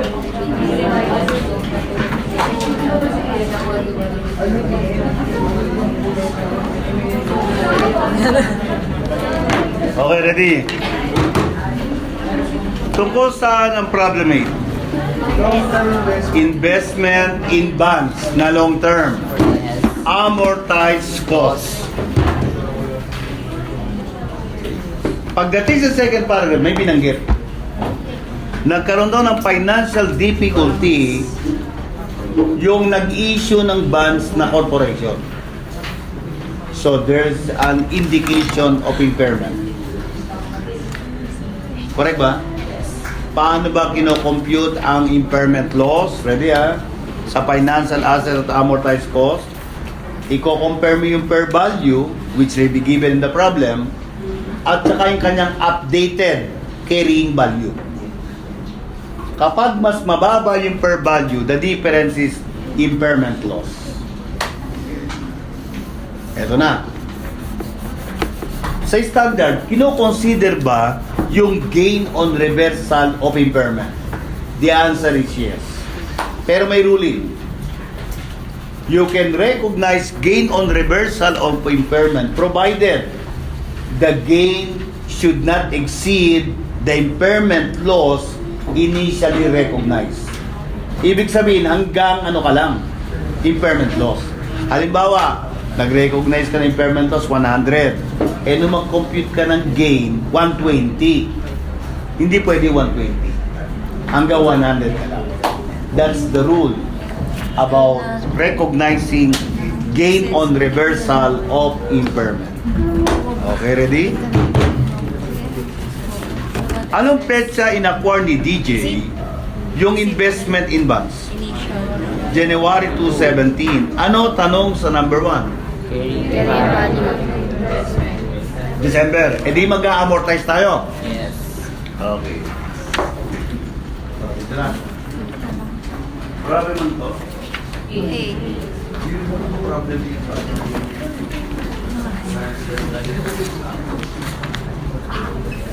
So, acquisition cost, magkano na in-acquire yung 3 million na bonds? 2 million, 772. 772, 550. 550. Okay, ready. Mag-amortize tayo. Using what method? Ha? Effective interest rate. So, amortization.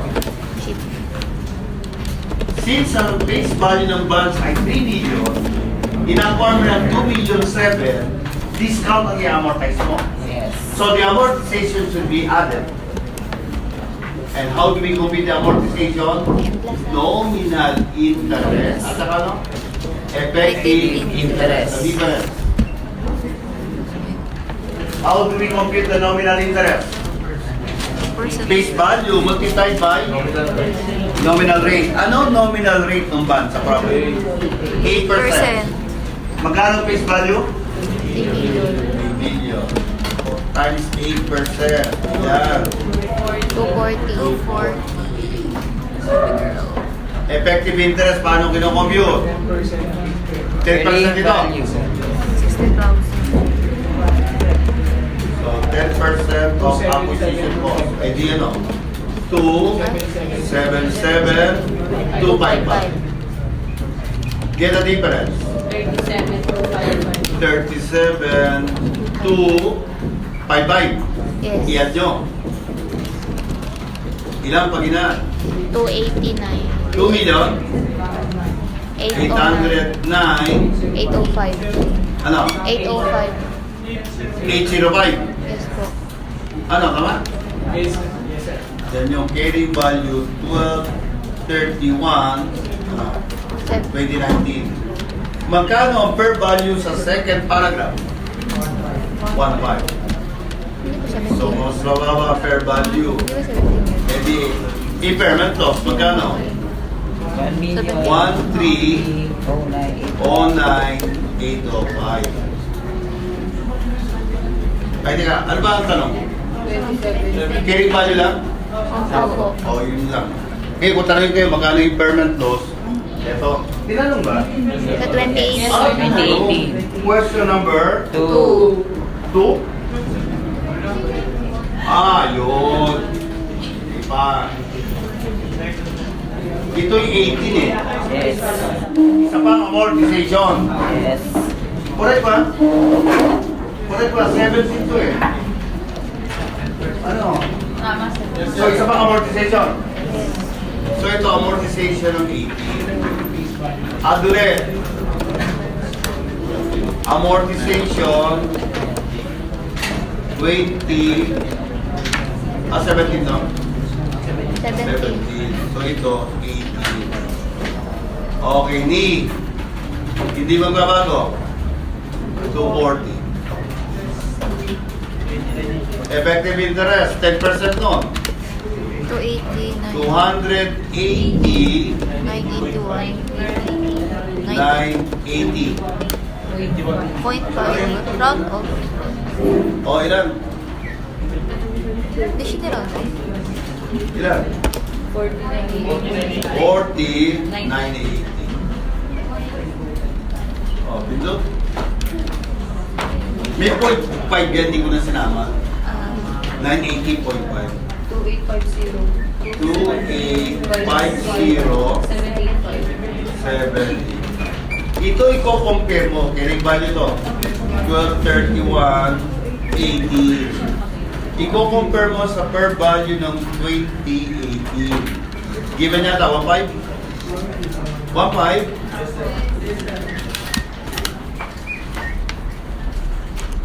Yan. 13507.5. 13507. So, yan. Yan. Ayan, 2. Yung number 1, ang I thought sagot mo ito. Ito, sagot mo number 2. 2. Ah, Impairment.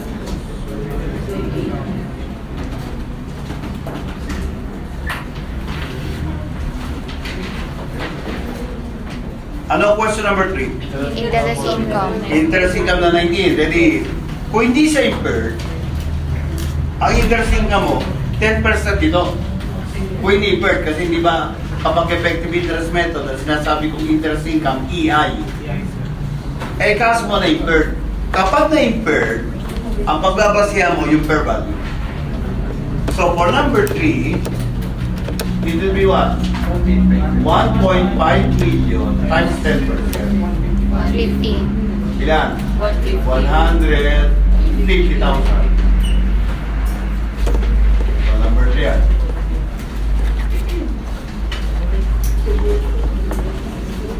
Ano yung number 4? Impairment plus reversal po. Paano kino-compute ang reversal?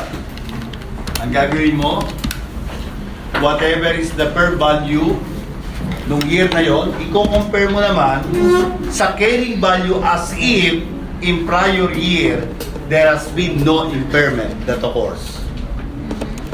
So parang i-assume mo, wala nangyaring impairment. Okay, ready for number 4. O, anong gagawin? Ready, per value. Ano yung per value no 2018? 1.5. Dahil nag-recognize ka ng interest income nung 19, ayun, 150. The per value ng 2019 is 1,650. Iko-compare mo sa carrying value as if no impairment. So,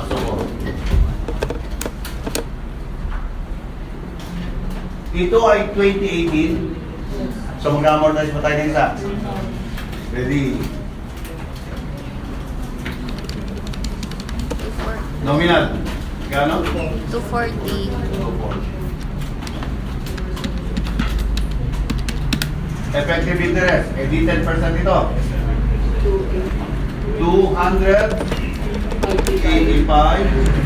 285,078. Wala na yung point. Get the difference. 45,070.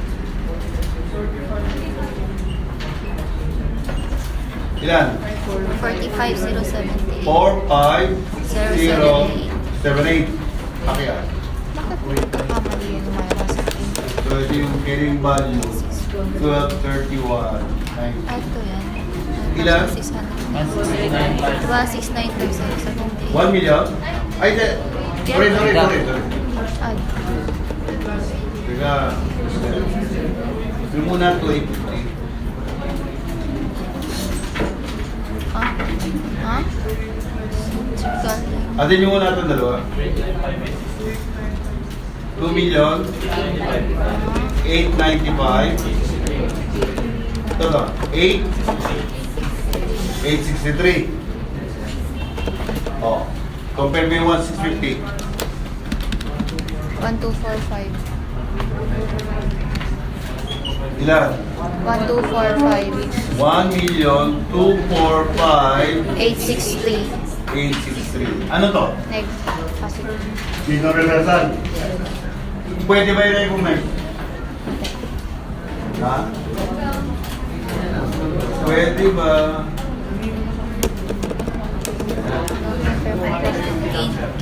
Pwede ba? So, share. Magkano ba loss natin? Kaya na. 150. 1,350. Sobra ba to? Kulang. O kaya nga, di pwede to. Nga, kailan siya hindi siya mag-exceed ng initial impairment. Okay. Okay, ready. Number 5. Anong tanong? Interest income. 2020. Okay. Dahil nagkaroon ng gain on reversal, number 5 tayo. Eh, di sa mga compute. Dito. Hindi dapat siya mag-isip ng So, Initial impairment loss. 2,895,863 times 10. 289. 289,586. saan. Yung 1,350, yung initial impairment loss mo. Ano? Oh, yung 150. Ang rule again, hindi pwede mag-recognize ng gain on reversal na sosobra sa initial impairment.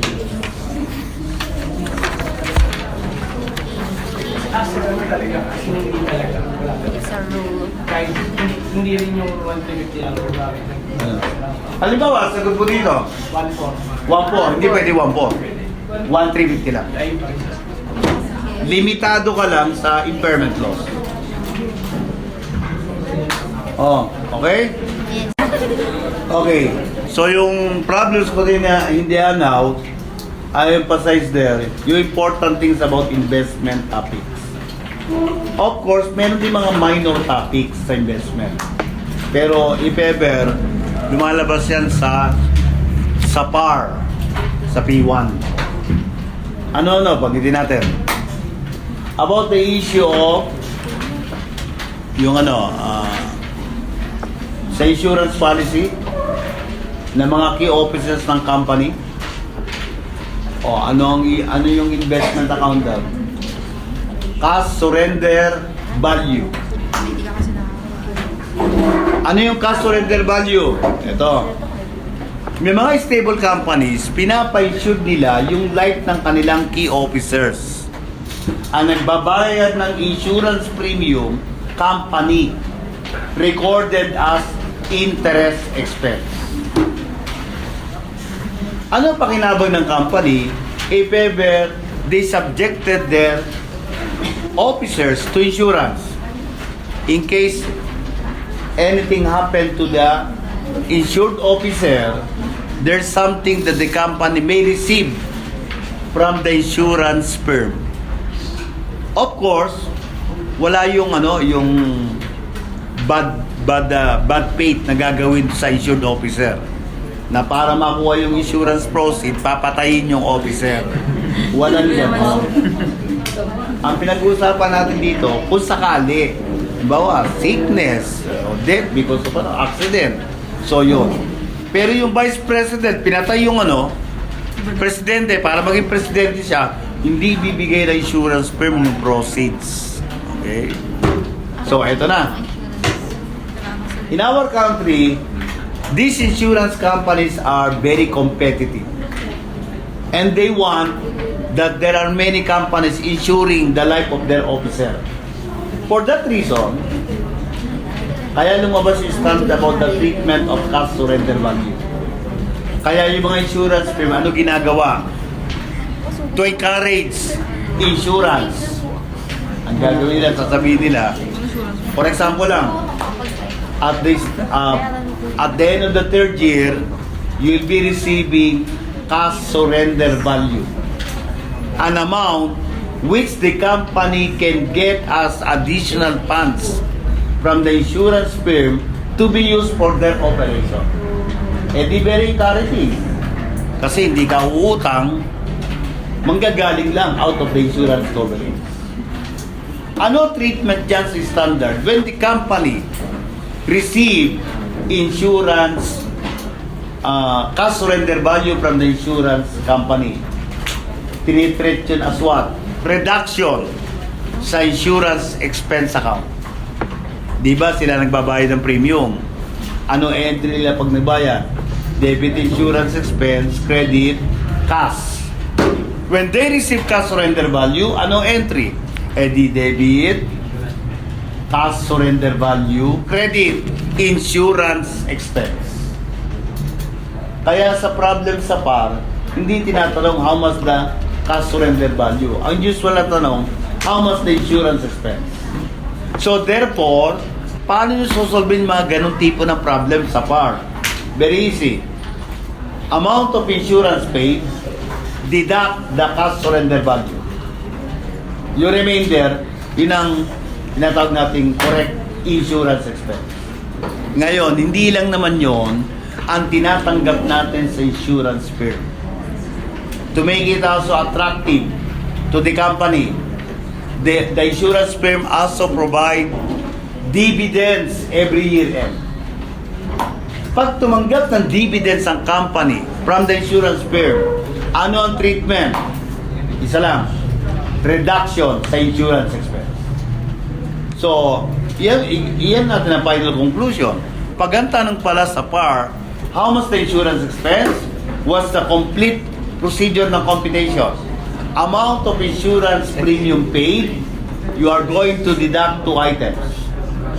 Cash surrender value and the dividends coming from the insurance firm.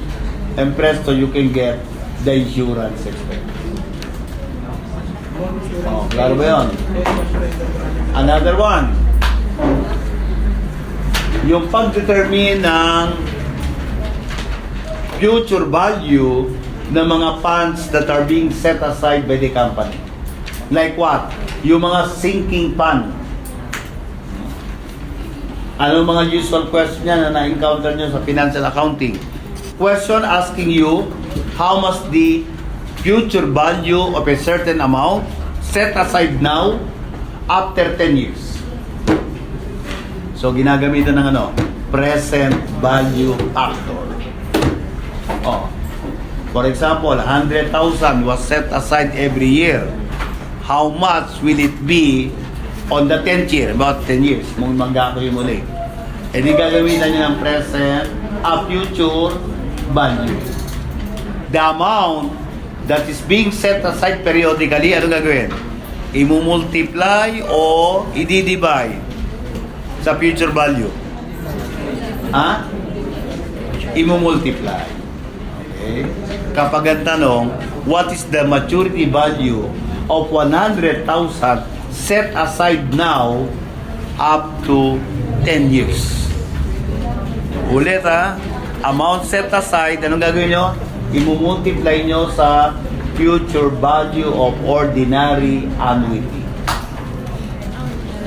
Kabalitaran, bisa ng tanong, if the fund to be accumulated is 100 million, how much would the company set aside every year assuming the next 5 years? Ang gagawin nyo naman doon, yung ano, maturity value, anong gagawin nyo? Kanina divide future value. So ngayon, ha? Oh, ina. Kanina ang tanong, 100,000 sinet aside ngayon, magkano maturity value? Ano ginawa natin? Divide, multiply. Multiply. Yun naman second question ko, 1 million for the next 10 years, how much will be set aside every year? So, ang gagawin niyo naman, ano? Divide. Okay? Yun lang ang possible question on those what I mentioned. About sinking funds, yung ginakababanggit ko lang, at saka yung, ano yung sa kanina? About the treatment of cash surrender value. And that is deduction to insurance expenses. Okay?